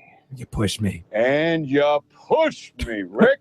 I love how there's like real discussions. There's almost a moment in this where Jadis and Rick are talking, and then Negan's like the little child in the background that they're like, wait, Negan, adults are talking. Before you rant, before you go on a filler Joe rant here, Negan. Because Negan, just like me, and for anyone who wants to say this, just like me, I also love the sound of my own voice, just like Negan. That's why I hate him so much, because he reminds me of me. Exactly.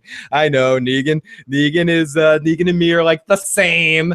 You know, we like to talk all the fucking time. I get it. I get the parallels, you motherfuckers. You tried to blow us up, right? I mean, I get me, my people. But Eugene, he's one of yours. And after what he did, he stepped up. He's the one. You people are animals. Good work, team. Universe gives you a sign and you just shove your finger right up its ass. David, right up the ass. Right up the ass. Dwight, Simon. Chop, chop. So he says you try to blow us up, blah, blah, blah, blah. He tells Dwight and Simon to chop as they uncover what's in Negan's bag this week, his bag of tricks. I'm such a geek. I've like made like 7 Survivor references this podcast. I'm such a horrible geek. So they uncover what's in Negan's bag of tricks this week, and it's a coffin.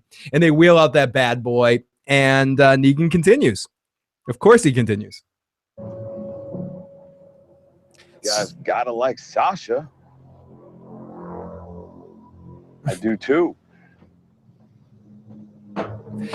So he this one's not as detailed. I thought he's not speaking. Negan, you're not speaking fast enough for me. You take too many pauses.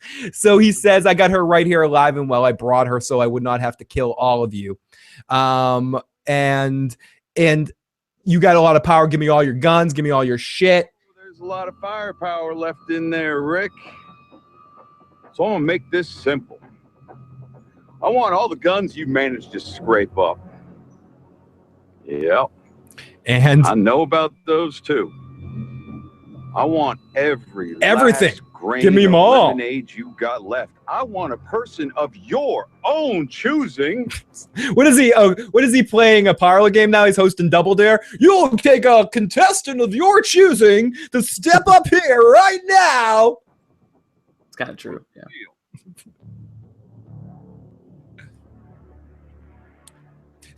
So Negan gives a speech about he wants to get all the lemonade. He wants you to choose a person for Lucille, and he wants to get his little baby Daryl back, and gives him Daryl kissy face here. Oh, and give me your pool table too, and the cues, and the ball, and the chalk.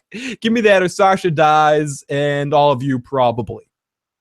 So what do you? And we talked a lot about it, David, but. And I know this is kind of a loaded question. It's a big question. What in general are your, and I think we talked about this in the first half, your opinions on Negan? I'm not sure if I know where you stand on the Negan of it all, and you can address it specifically in this episode, but what are your Negan thoughts? He's not that consistent. Maybe people have pointed this out before, like Oceanside, he kills every man a part of their group for trying to rise up against them. Rick does it, and he keeps him around. And regardless if he's impressed or not with him, his life would be way easier if he just took Rick out, because none of those people would feel the same without a good leader like Rick. And they would cut the head off the entire group, and they wouldn't know what to do. They would just try to appease Negan, probably. But he just keeps him around, kind of like a James Bond villain, you know, waiting for the smelting thing to, like, cut you in half. And he goes, and now I'm going to leave the room just so that you have a chance to get away. Just, you know, I told you my plans. I told you I'm here. I told you I'm going to kill people unless you do this. And I'm just going to walk away, you know, unharmed, just so to give you the opportunity of getting back at me. I don't know.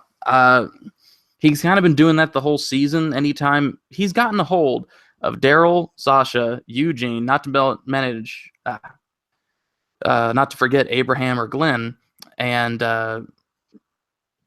you know, he could have just, like, killed, like, half of their characters, and it would have been over. You know what I mean? He's had a lot of chances. He could have killed Rick and Carl willy-nilly really fast.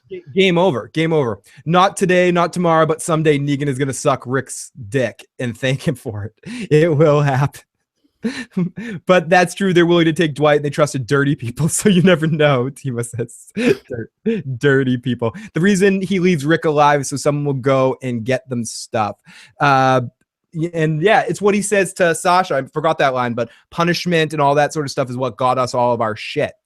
You know, that is what got us. Question and answer. We'll give this one to David. Do you think Negan actually allowed all of the Oceanside men to die, or tricked the women to think they're all dead and maybe had them join those ranks? Imagine Oceanside men are still alive, but they're all Negan's men. What do you think about that one, David? Now, that would be interesting if Rick was actually the one who killed some of the husbands and brothers and kids and stuff like that, as opposed to Negan. Like, he only brought the crew of their husbands from Oceanside. That'd actually be a genius play, because that would make Rick lose another group, and he would suffer emotionally from it. Yeah, no, that I think that's cool. I think that's very good too. That's a very good point, BBM. It's good. That would be awesome. Negan is the Joker for Rick's Batman, says Tom. But I think I think Negan knows if he kills Carl, that would break Rick, and Rick might not be able to be the leader and get them stuff. Yeah, and so let's go. Eugene doesn't like Sasha, so I lost where I am. Yeah, give me the pool table and all that sort of shit. So come on, Rick. Everyone wants to fuck up. You can see the look in Rick's face. He wants to fuck shit up. Negan says, we don't have to kill her. You know what? You suck ass, Rick. But again, I talk a lot about my favorite Negan lines. I loved what it's so real. He goes, you know what, Rick? You suck ass. I thought it was a funny line. And but you're gonna make me do this, Rick. You're really gonna make me do this. And he says, and he goes, let me talk to her. Let me see her alive. And he goes, I need to get her up to speed. You can't really hear in this coffin. And he goes to open the coffin. Now, David, at this point in the episode, did you think that, did you know that Sasha was dead? Was that a surprise for you? What's to upcoming here? A little bit. I thought that she had a good probability of dying, but it wasn't for sure. I wasn't sure if she was going to come out and put the pill in his mouth and then, like, try to close it and make him choke on it. I don't know. or at least attempt to do that. I also don't know how Negan has the ability to fall backwards off of a moving truck with a walker on top of him and not break his back and get away. It's pretty impressive. Very good point. And thoughts of love to the chat guard, to the motherfuckers in the FOPs in the chat right now. You guys are awesome. So Negan says, we don't have to kill her. You suck ass. And and he's going to get her up to speed. And we go back to her face. And I agree, David. I thought the episode did this well in the sense of me not quite expecting. I kind of thought she took the pill, but I thought the reveal here was done pretty well. And I kind of wish, again, that this was the only moment that we got the dream sequence. This is me going to be a little bitchy again, that if this was the moment she sees Abraham and she flashes back and it was just in this moment, like this big lead up, I just feel like it would have been more special. So we go back to her face and it felt real. We get lyrics. We lost this, and Abraham kisses her and she starts to stare at the flowers. Ghost Abraham says some shit. She says some shit back about letting go. We got to lay our big meaty pipe on the chopping block for someone else. If there's going to be a point for us to do it, Alpha to Omega, Maggie's carrying the future, zippity doo dah, zippity yay, laying your ass on line for somebody else. Oh, that's my living. You're an idiot. I never said otherwise. Will this be the last time we see Abraham on the show? I don't know. I feel like Michael Cutlass is one of those guys that he loves being a part of the Walking Dead universe. And anytime that they want him to be on set, they could call him on a moment.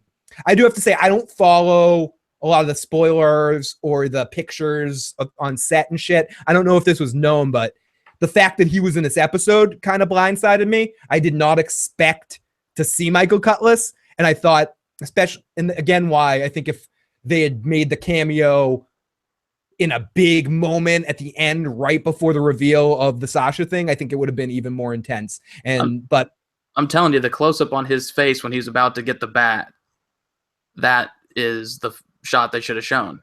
That would have been a great flashback to show Abraham dying a courageous death and sacrificing himself for the betterment of the group and stepping up to the plate.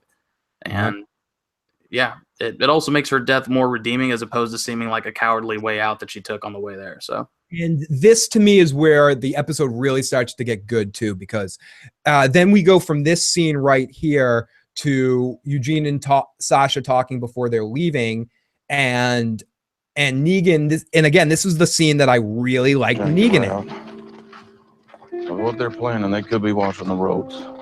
What they're planning. That's right. Well, it's Eugene and Sasha first, but then Negan eventually shows up, and this is the scene where Negan goes, well, you don't have to drive there in the coffin. And he talks like a normal human being. He says, it's all right. She goes, I want to get some sleep. I appreciate it. And he says, damn, you're something. I don't know, something about the way they framed him in the scene with him looking in on her in the coffin and the smile on his face. I think Jeffrey D. Morgan is a good actor. And no matter how much they try to make me believe that he's not, through some of the stuff that they do with Negan and the way they direct him sometimes, these moments come out because he is an amazing actor. And these fucking moments come out where he just has some smiles that work in the moment for me. And I don't know, I loved Negan in this particular section.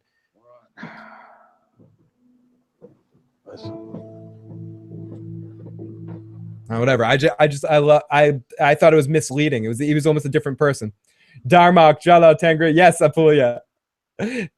So, am I the only one who is thinking Maggie and her baby will have the? Very interesting about that, Broke. I would not doubt that. So then she listens and she takes the pill in the coffin. We see her in the pill, getting to the point where she takes the coffin, and the music is very fitting in the moment. And I just thought this was all done except really well. For my sake, can't wait till Joe tells me how wrong I am in the Joe cast. And then we cut back to Negan.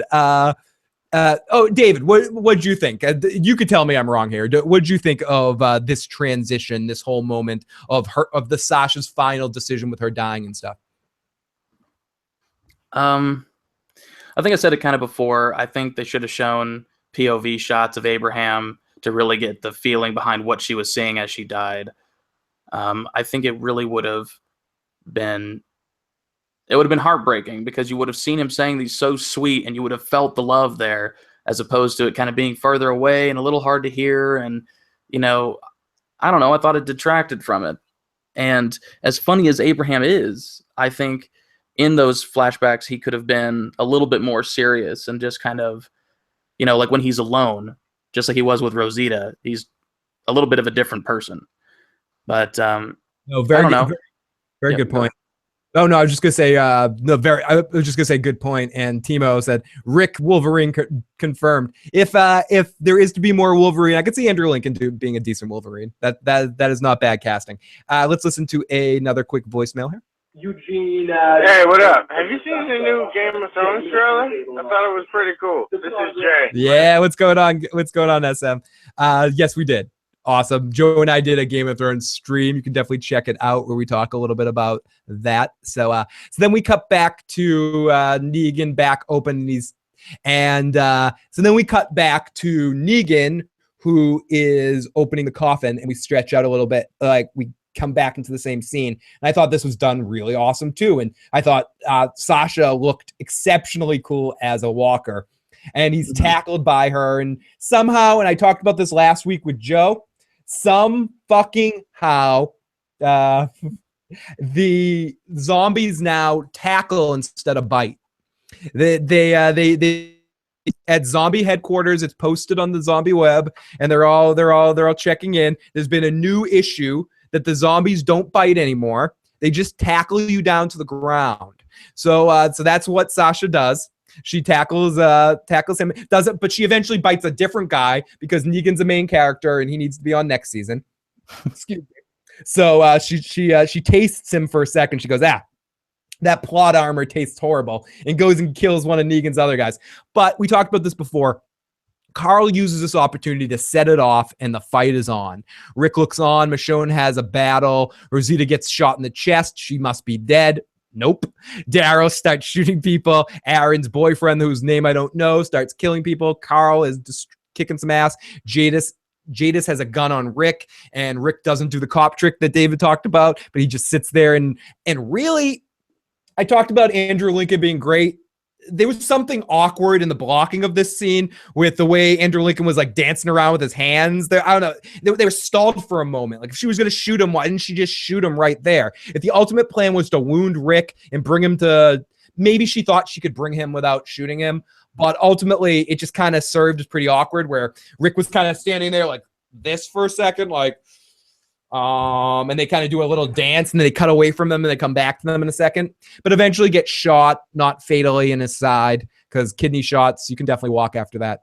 She has a habit of kicking him off the top of tall things, or like pushing him off of things. Like she pushed him off the top of the garbage stack, and then she pushed him off with her foot off of the top of the wall post.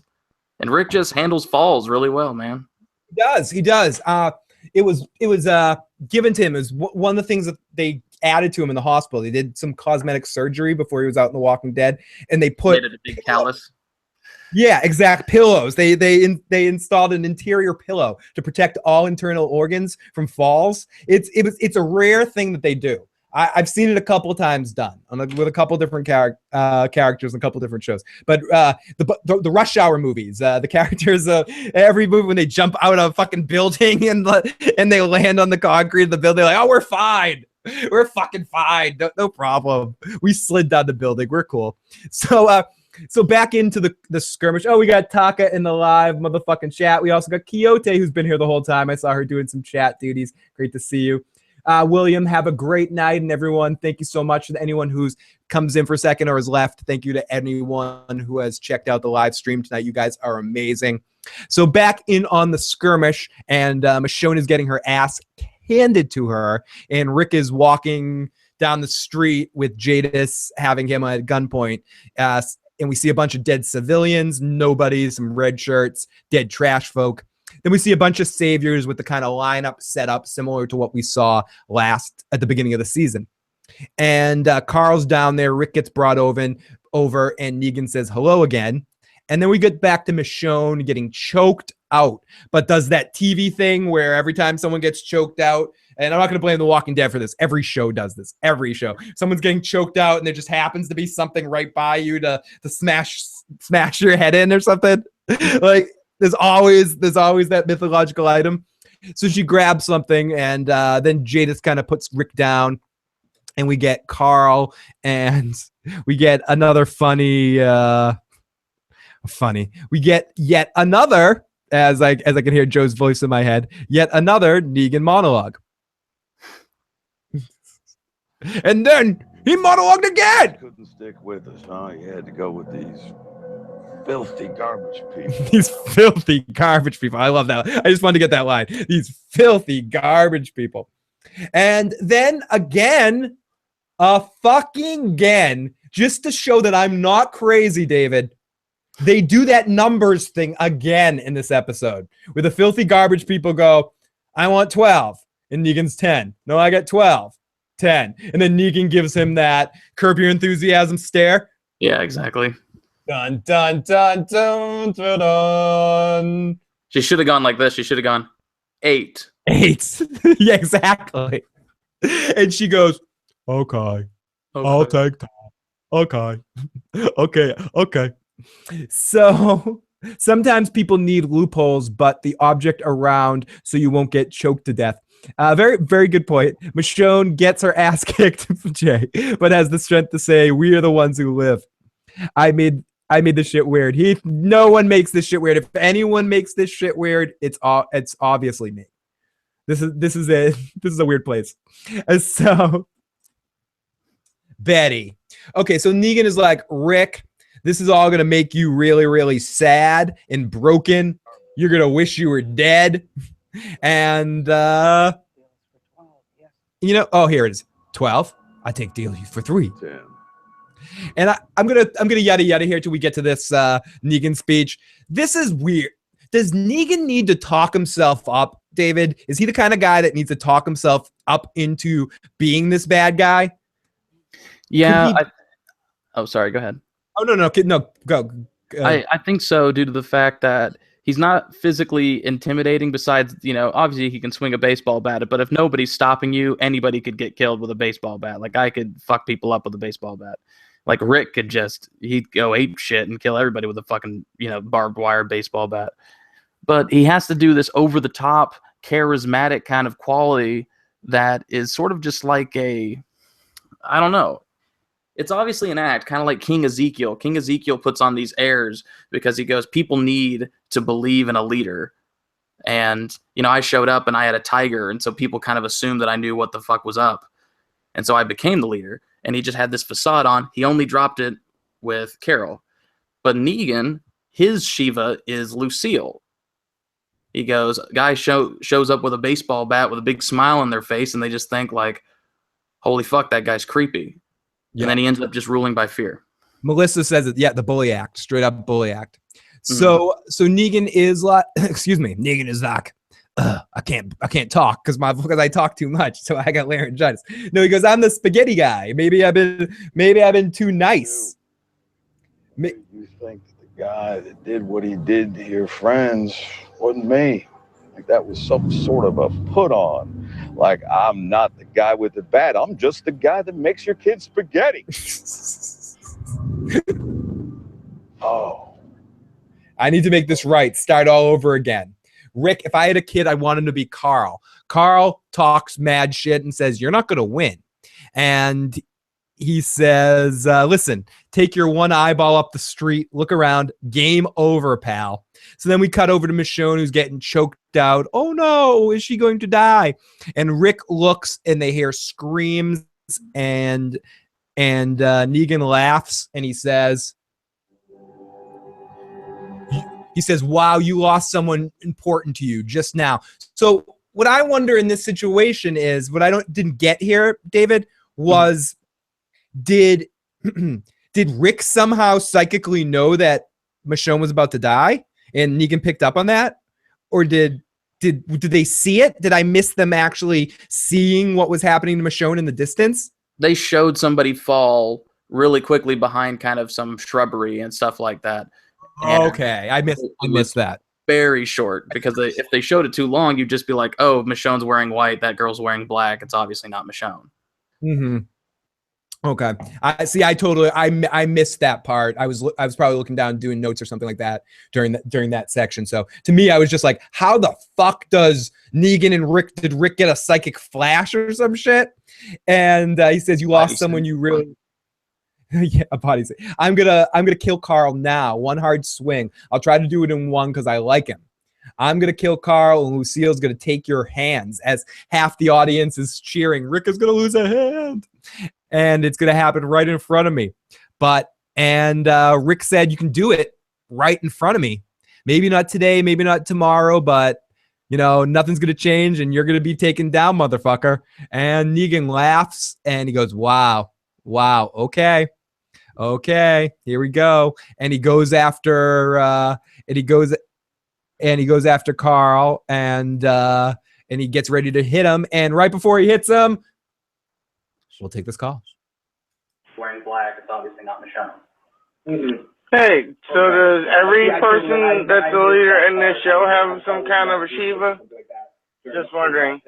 I think maybe in a sense, Rick has that Python gun of his or whatever it is, or the hat, or Carl has the hat. I think in some senses they all have something that makes them. Well, I think Rick's ability to initially install all the qualities that he got from a cop with the survival skills and the being able to teach them combat and all that sort of stuff led him to make everyone look to him as the person that can make the decisions, because within him he survived. So I think with Rick, his Shiva is really his group, and how close knit they are, and how they are like a family, and they cover each other's backs and all of that.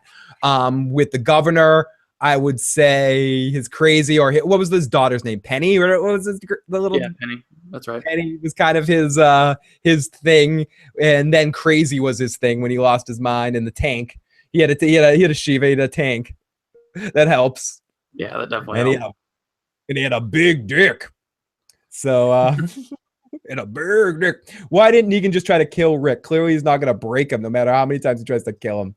Timo, I think it's a sick game Negan loves to play called we got to keep Andrew Lincoln on the show. So someone important to you dies. We hear the screams. Negan laughs. He's about to take Carl's head, and there, all of a sudden, Cue the cavalry. The kingdom arrives. David, I have to let my cat out. Talk for a moment about what you thought as the kingdom was arriving. Okay, so as you all know, the kingdom comes in very much like the cavalry, just like the Knights of the Vale in Game of Thrones. Sorry, I'm talking a little bit about Game of Thrones for a sec. I said they came in like they're Knights of the Vale, and sort of like, we're here to save the day, not today, everyone. I'm surprised they didn't like hang a sigil flag from the wall when they came in, but this is now the kingdom. But I thought they were great. I thought King Ezekiel was pretty badass with his little sword. I thought Shiva was fucking awesome when they came. Shiva was awesome, yeah. That was the highlight. That was the highlight part. As Shiva shows up and jumps out of nowhere and goes tiger on everybody and tackles some guy. Negan is like, the fuck? There's a fucking tiger here. Morgan comes out with the spear, and he starts killing someone, gives a high five to Rick. Daryl comes in and cleans up some saviors. They're surrounded. Negan's like, God damn, there's a fuck. This is the moment David was talking about before, where Negan turns to the camera and goes, there's a fucking tiger, God damn it. And no one gets Negan, shoots at Negan. Negan fires, and he goes, the widow is alive and guns are blazing. You taste that, Simon? That's the taste of shit. As they head off to escape like Team Rocket. Team Rocket blasts off again. So they go off. Then we see a couple of people, Daryl shooting, pew, pew, pew. Morgan sticks a guy. Jadis wants to escape, but they put the smackdown on her, and the trash folks start to disperse. Rick's groups come out. Maggie shows up. Ezekiel says, or whatever, the tiger comes out. Father Gabriel shoots the people. We see all of our basically everyone's shooting people. Negan's truck starts to drive away, but no one thinks to shoot tires. They all start shooting the actual van. No one thought to shoot out. Kind of weird. Yeah, why didn't anyone shoot out the fucking tigers? The tigers. Yeah, I mean the tires. Fucking bear, go fuck yourself. Turning tires into tigers. So the shot of the bunch of the trash folks as they get out of Alexandria Town, kind of scaling the walls. Daryl's running after the saviors at the top of the wall, but they're all gone. He's like, fuck yeah, we win. Rick and Carl running, but Rick's not really bleeding out anymore. But we get to Michonne, who looks, oh my God, she looks like Sylvester Stallone at the end of Rocky IV after Ivan Drago beat his face. Cut me, please. God, Nick, you're gonna have to cut the eye. Yo, Adrian, you're gonna have to cut the eye. In the very poor Rocky V, after the Ivan Drago fight, when Sly's in the shower shaking and his face is all bashed to shit, that's like Michonne in this moment. But she's all right, just minor brain damage, and she said something that was uncomfortable. No, she says her line, and they hug. So we got 15 minutes of good action. So we come back in, and Negan's like, so much for plan B. And we got the bad guy summit, and Lucille's there. We get kind of a close up on Lucille. Negan is somewhat intimidating Eugene, saying, how the hell did Sasha die? Eugene does his Eugeneisms. Somehow in the interstellar travel of human nature of traveling in a truck for 2.5 hours, Sasha must have lost her breath because we didn't calculate how much oxygen that she would have. It's a shame, and that kind of situation happens. And that's what he says. So, we got a voicemail. What looks like for you, David. Let's see. Did Daryl get his crossbow back yet? I wasn't sure because I haven't watched this show. All right, bye. He did get his crossbow back. I said it was for you, David, because on the Google Voice it translates what the message is, and it picked up my voice in the background of the call saying, "Hey, David. Hey, David. Hey, David. Hey, David. Hey, David." Yeah, but yes, he did. So Rick, Timo says Rick has magical healing powers, but sadly for Michonne, those powers aren't sexually transmitted. Shots fired. Only Rosita gets skills as an STD. Okay, so Michonne has brain damage. So then we get Negan walking out at Savior Camp, the sanctuary, as we were told earlier in the episode. And he walks out, and we see him over his army to all the men he surveyed. And we realized that this is just a drop in the ocean of Negan's army. And he's just got endless men that are going, "We love you, Negan." Yeah, we're all Negan. Every one of us is Negan. And they're going to go to war. So then we get the end of our episode, which is the last scene in the episode, which I think people could go two ways on. With everything that happened, I think Lauren Cohan, is that her name? Yeah. I think she delivered an excellent monologue here. Mm-hmm. And I think it was really effective. I wouldn't have minded them ending on the Negan saying we're all going to war. I get them going back there, and I'm usually wrong about these things. I found this a little bit too extended of an ending, and we had the long-winded sort of stuff. This isn't what I like, but it wasn't badly done. David, what did you think of this final scene? Oh, like I was saying before, if they had done like a crane shot like they were doing, and it came all the way in to Maggie, and you could just hear her voice talking to these people and hear kind of the crowd going, yeah, and then slowly coming in to her face, and then slowly pan down to the watch that Glenn was given by Herschel, I think that would have been perfect. Yeah, the only thing I would say, because I love the speech too. Someone in the live chat just said they love the speech. I love the speech too. I agree with David, and I feel like it sucked a little bit in the sense when we saw her mouthing the speech without actually getting to see her do it. I think when you do something like that, it makes a voiceover pointless. You cut over if you show someone talking and then voiceover out of sync or something like that. It took me out of the moment for a second, but I thought the speech itself was exceptionally said and written. I agree. It was great. I'm not trying to pick on the speech. The speech was well written and well acted. But like you said, if you see video of her giving the speech, why not just hear it and hear everybody getting inspired in the crowd and all that stuff? Yep, the speech had feels, as a couple people said. Ooh, excuse me. Whoa, what's going on there? Oh, shit. The speech had some serious feels. She essentially starts to tell Rick that this was all started by him and Glenn, and they built a family, and it's really inspiring and everything like that. And through this all, we see them hunting down zombie Sasha. Eventually, Maggie and Jesus find her, and they hold her down. Maggie cries. We don't see the actual kill, but I don't think we needed to. And it was just a well-acted scene, sad music. And then we go to the funeral, still a voiceover. We see the good team, Carol Morgan sitting on the steps, not strangers. And the last line is not strangers, but family. We see that Daryl finds a toy that says, did not know, from Dwight. We see Michonne recovering with Rick, and also Rosita somehow surviving a chest gunshot, but whatever. Rick, we see Kingdom folks. This started with you and Glenn, just grew from all of us to sacrifice. We get this cheesy ass shot of Sasha and Maggie mixed in the sunset, smiling at each other, which I fucking hated, and I thought it deballed the scene a little bit because I thought we had already said goodbye essentially to Sasha. I know we see her stabbed, but I thought that was a good end, and then we can end Sasha. Just ended on the Maggie speech with our group getting ready for war, the same way to contrast the Negan scene getting ready for war. We didn't need to get one more scene of Sasha smiling in the sunset. I don't know. I fucking didn't like that at all. And suffer and grieve, to live, to smell farts. We see Maggie do it. She smells her own fart. Glenn made the decision. I was following him. She has the watch. And that's the end of the episode, David.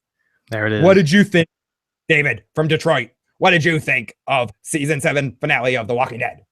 The acting was good when people were given a chance to kind of actually, get their close up, their medium close up, and get to actually show their characters. I thought Andrew Lincoln did fucking amazing in this episode.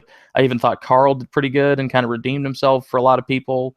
I think when it comes to, Sasha and everything like that, like I said, it's nothing against the actress, but I just didn't really feel anything for her.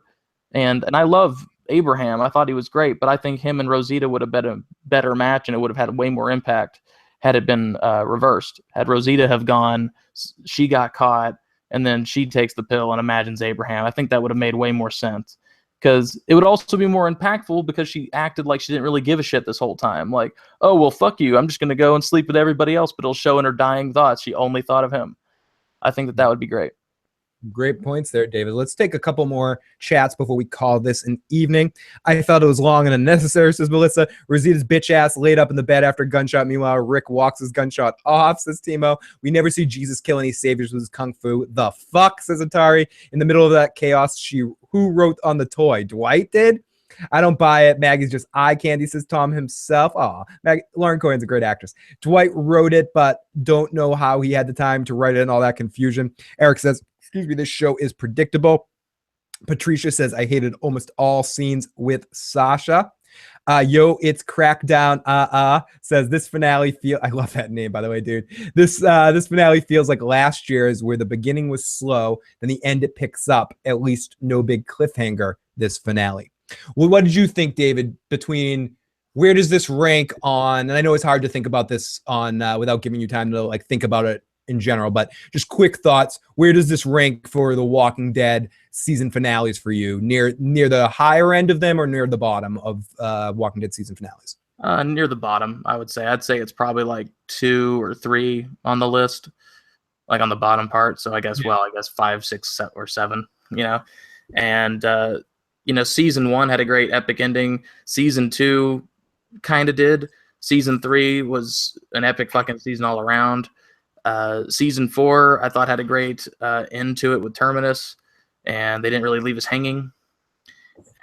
Season 5, Rick shooting that guy right as he sees Morgan, I still thought that was pretty good, even though some people didn't like that.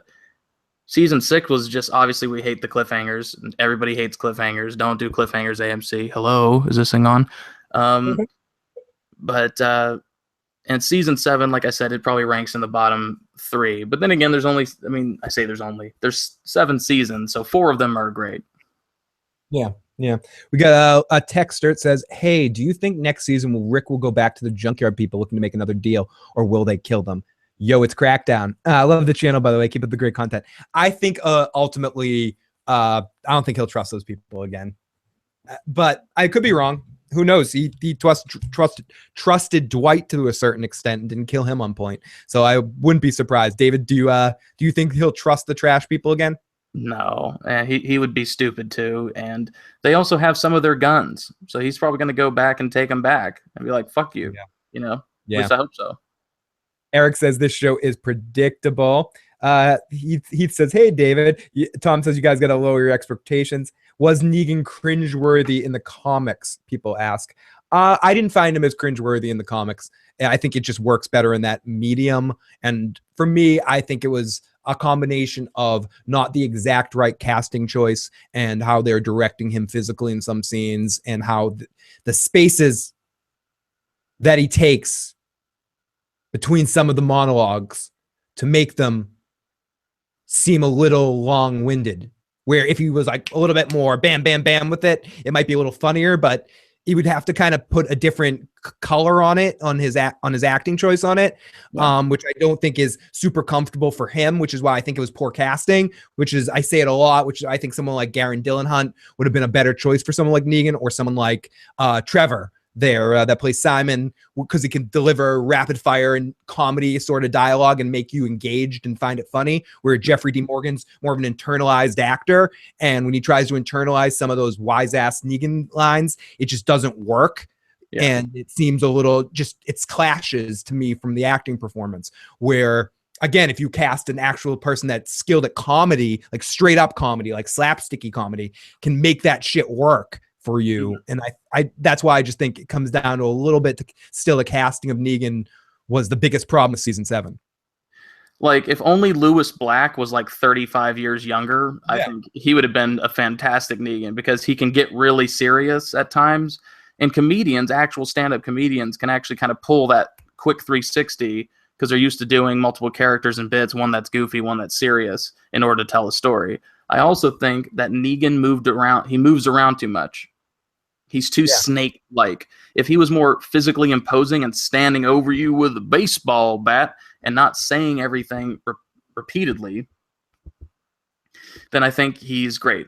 I think he can be really funny. I think he can be really intimidating. Like, his best line delivery so far of the season to me was when he pointed his bat at Rick and goes, "Get my axe." When he was like in the RV. Yeah. He comedically hit a walker with a baseball bat by swinging it like a battering ram out the door. And then he just goes, "Come on, let's be friends." Like, he didn't even buy his own bullshit. And then he goes, "Get my axe." You know what I mean? And I think that that's way more impactful, because you don't see it coming. You're kind of laughing along, and then it's like, oh, whoa. He just bashed somebody's fucking brains in. Yeah. He was telling jokes like 10 seconds ago. Yeah, and it's that contrast that makes Negan a likable character, not likable, but anti-likable character of some sort in the graphic novels, and that doesn't translate as well in Jeffrey D. Morgan's performance. Dirty Issues, Taka says John Hamm should have played Negan. That wouldn't have been awful either. John Hamm would have killed it. Sasha died about 2 weeks ago. They let us know she was going to die, and they expected it to be some big thing tonight. Shake my head, says Demo. Father Gabriel will go. He brought the shit people into credibility. Tom himself, "You motherfucking dick suck, cunt, fucking fuckity fuck, fucker fuck, fucking fuck, fuckers." That should be Negan's dialogue. And I'm here to chill out while doing some homework. Analysis of Thrones. Oh, we got the one and only Tony fucking Teflon in the live motherfucking chat right now. Lots of love to Tony and House Teflon. You were the man, dude. Love you and all your shit, buddy. Love you, Tony. Negan could only be done on HBO. This might be the downhill for The Walking Dead on AMC. Old and ugly. That is great. Dirty Issues. You'll never know when the governor is going to do something sadistic. That's what made him that season. How about that motherfucking bat? Steve says Henry Rollins would have been the best of Negan. I know they looked at Henry Rollins as the prototype with making the Negan character, but I don't know if Rollins, maybe he could. I'm looking to Rollins' Sons of Anarchy performance, where Rollins has many fucking talents. I've seen, like, I love Black Flag. I've seen Rollins band a bunch of times live. I think he's great in movies like The Chase and kind of funny playing a one-note character. I just don't know if he has the comic timing exactly to be able to pull this off if he's not just doing like a spoken poetry, because he can be very funny. I just don't know if Rollins is a good enough actor to have been able to pull it off. And even if he was, I think he's a little too old. Maybe he would be, now that I say that, because Rollins' best acting performance is as a voice actor on Batman Beyond, playing one of the villains on there that's crazy and always talking shit. So Rollins probably could pick it up. I'm probably not giving him enough credit. He beat the shit out of me now for saying that. So sorry, Henry. I'm a liar. I'm a liar. I lie. So everybody, as we start to wrap things up, The Walking David, if you haven't already, checked out The Walking David's channel. He does a lot of really awesome videos. He does some impression videos, some reviews, some theory type stuff, but really, like when it comes down to it, David is an amazing impressionist. One of his more recent videos, I think it's most recent video, it's Rick Grimes talking to Jon Snow. Yeah. Fucking one of his best. He does a Littlefinger as well. Shane has been talked a couple of times tonight. So David, now is when I'm going to ask you I'm going to make you I'm going to use your talent. I'm going to rake you over the coals a little bit. But no, definitely check out David's channel. And why don't you pub your channel a little bit on a couple of characters of your choice, David? All right, I'll start off, I guess, with Rick. What's going on, everyone? If you haven't subscribed to The Walking David, you need to. Join us. Those who subscribe, survive. And I guess Jon Snow.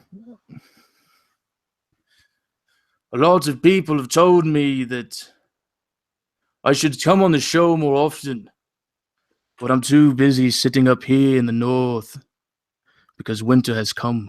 You fucking bastard, Jon Snow. Cheer up, buddy. Eat a taco sometimes. You're fucking amazing, David. I appreciate it. And by the way, guys, I know that you've noticed it. Throughout this podcast, I've gotten like sicker and sicker. I'm definitely coming down with something. So I apologize if I seemed low energy or anything. That's not usually how I am. You can watch previous ones, and I'm definitely not like this. But you dirty bastard. No, I didn't even notice it, David. But I hope you're feeling better, and I hope you don't get me sick through the web conference shit. You fucking bastard. But no, people are saying King of the North. We got the King of the North in here. People want you to give you one last one, David. Analysis is asking you for one last one, David. In A Song of Ice and Fire, it's understood that Rick Grimes is actually fighting the White Walkers. But why would he do such a thing? Because he secretly wants the Iron Throne. Very fair, very fair. So everyone, please subscribe. Do you want to hear more of that stuff and hear David really get into it when he can take his time and do some takes of it and get you some good pre-recorded stuff? So definitely check out The Walking David and subscribe to him. David, thank you as always for joining in and playing Phil in duty for the big. It's hard to Joe leaves. When Joe's not here, it's a different show. So thank you so much for. It's definitely. I hope I did you all right, buddy. If not, don't worry, you'll be back like very soon, like within a day. Within a day. So yeah, if anyone was wondering about that, I heard someone in the live motherfucking chat ask that. Joe and I will be on soon, either Monday, Tuesday, or sometime whenever Joe has a day off. We'll come on. It'll probably be a shorter podcast, might be during the day sometime, and we'll get Joe on the cast to give his thoughts alone of the season finale of The Walking Dead. I know the highly anticipated thoughts of Joe Dirty Locks. You missed the show, but you can always watch it over. Tom says get better soon. Anyone who's listening to the podcast on iTunes, thank you so much. And please, at the end of this season, give us some star ratings and some comments on iTunes. Help more people find the podcast and keep going. Even though we had some problems with it, this was a very fun season of The Walking Dead to talk about and get into it. It's not something I don't want to watch. I'm going to watch next season. I expect a lot of really good things from the 100th episode of The Walking Dead. They're going to pub that all year. I like that we don't have a cliffhanger. I think last year's finale was more effective of a finale to set up fear. I thought everything was really good. I just thought they should have given us the payoff at the end. But I agree with David. I think this is near the low end. It might be it's not my least favorite, but it's definitely to the low end of one of the finales. So all in all, this season is definitely probably my least favorite season of The Walking Dead. But the good thing about that is my expectations are going to be an all-time low. So maybe this is finally the cleanse I need and get over my shit that I have with it over the Glenn thing that I still haven't got over with from Glenn not dying when he should have died. Yeah. And maybe I can get over it now because they gave this season whatever. I wasn't into it. Maybe they can surprise me next season with a lot of fun action because I'm a little cat. I want to see action. I want to bat my fucking paw at the string in front of me with The Walking Dead. I want to see a lot of war. I want to see this war and have them do it effectively. Holy shit, Chris Ryan. Thank you so much for all the time that you guys in the live chat put in. You guys are amazing. Thanks for all the support. If you haven't already and you enjoyed this video, please hit the like button. Please hit the subscribe button. Join us. The next couple of shows that we're going to be talking about is Better Call Saul's coming up very soon. Joe will be joining me for those. Some of those I'll be by myself. Also, and some of them will be right after the show. Some of them will be the day after. This coming Tuesday, I'm going to be talking about Prison Break season premiere. I don't know if I'm going to be talking about the whole show. I might talk about the premiere and then after the finale, or I might do a couple occasionally, depending on how good it is or how bad it is. I am a Prison Break fan. I really loved the first couple of seasons of Prison Break. It got a little shitty towards the end, but if anyone's a fan of the CW universe, it's great to see Michael Scofield and Link together in that universe, and I'm excited to see them back on their show and see how that all comes together. Prison Break is the right kind of ridiculous with T-Bag and the whole crew. So I'm excited for that. So that will be checking out. And also, if you haven't already, subscribed to Dirty Issues, which is our alternate channel where I do some video game streaming, and Taka does some coverage of Into the Badlands and a couple of other shows like the cosplay. I forget what it's called, but the cosplay reality show that they're doing right now. Taka does live streams of that as well over there if anyone's into that. So blibbity blah, blah, blah, blah, blah, David. Thank you again so much for joining me, my friend. Oh, dude, I really do appreciate it. Please, if you guys wouldn't mind, please subscribe to my YouTube channel. I do a lot of impression videos. The more people who subscribe, the more videos I have and the more recommendations I take. So thank you guys. Thank you for having me on. Yep. Talk to you guys next time. Good night.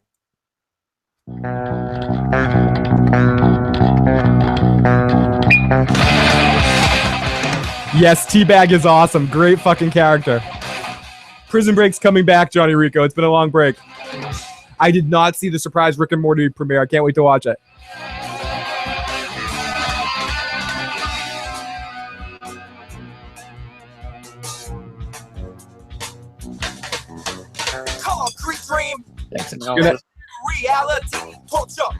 Thank you, Tom.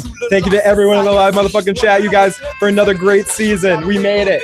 We made it through another season of The Walking Dead. Analysis of the Thrones, Atari Dad, Chance, Chris Ryan, Dark, Eli, Go Golf, Heath, Johnny Rico, Melissa, Quixote, Timo, Tom himself, everyone else that joined us tonight. Thank you so much. Timo, thank you for all the amazing support. Lots of technical difficulties, hippie activities, everyone. Talk to you very soon.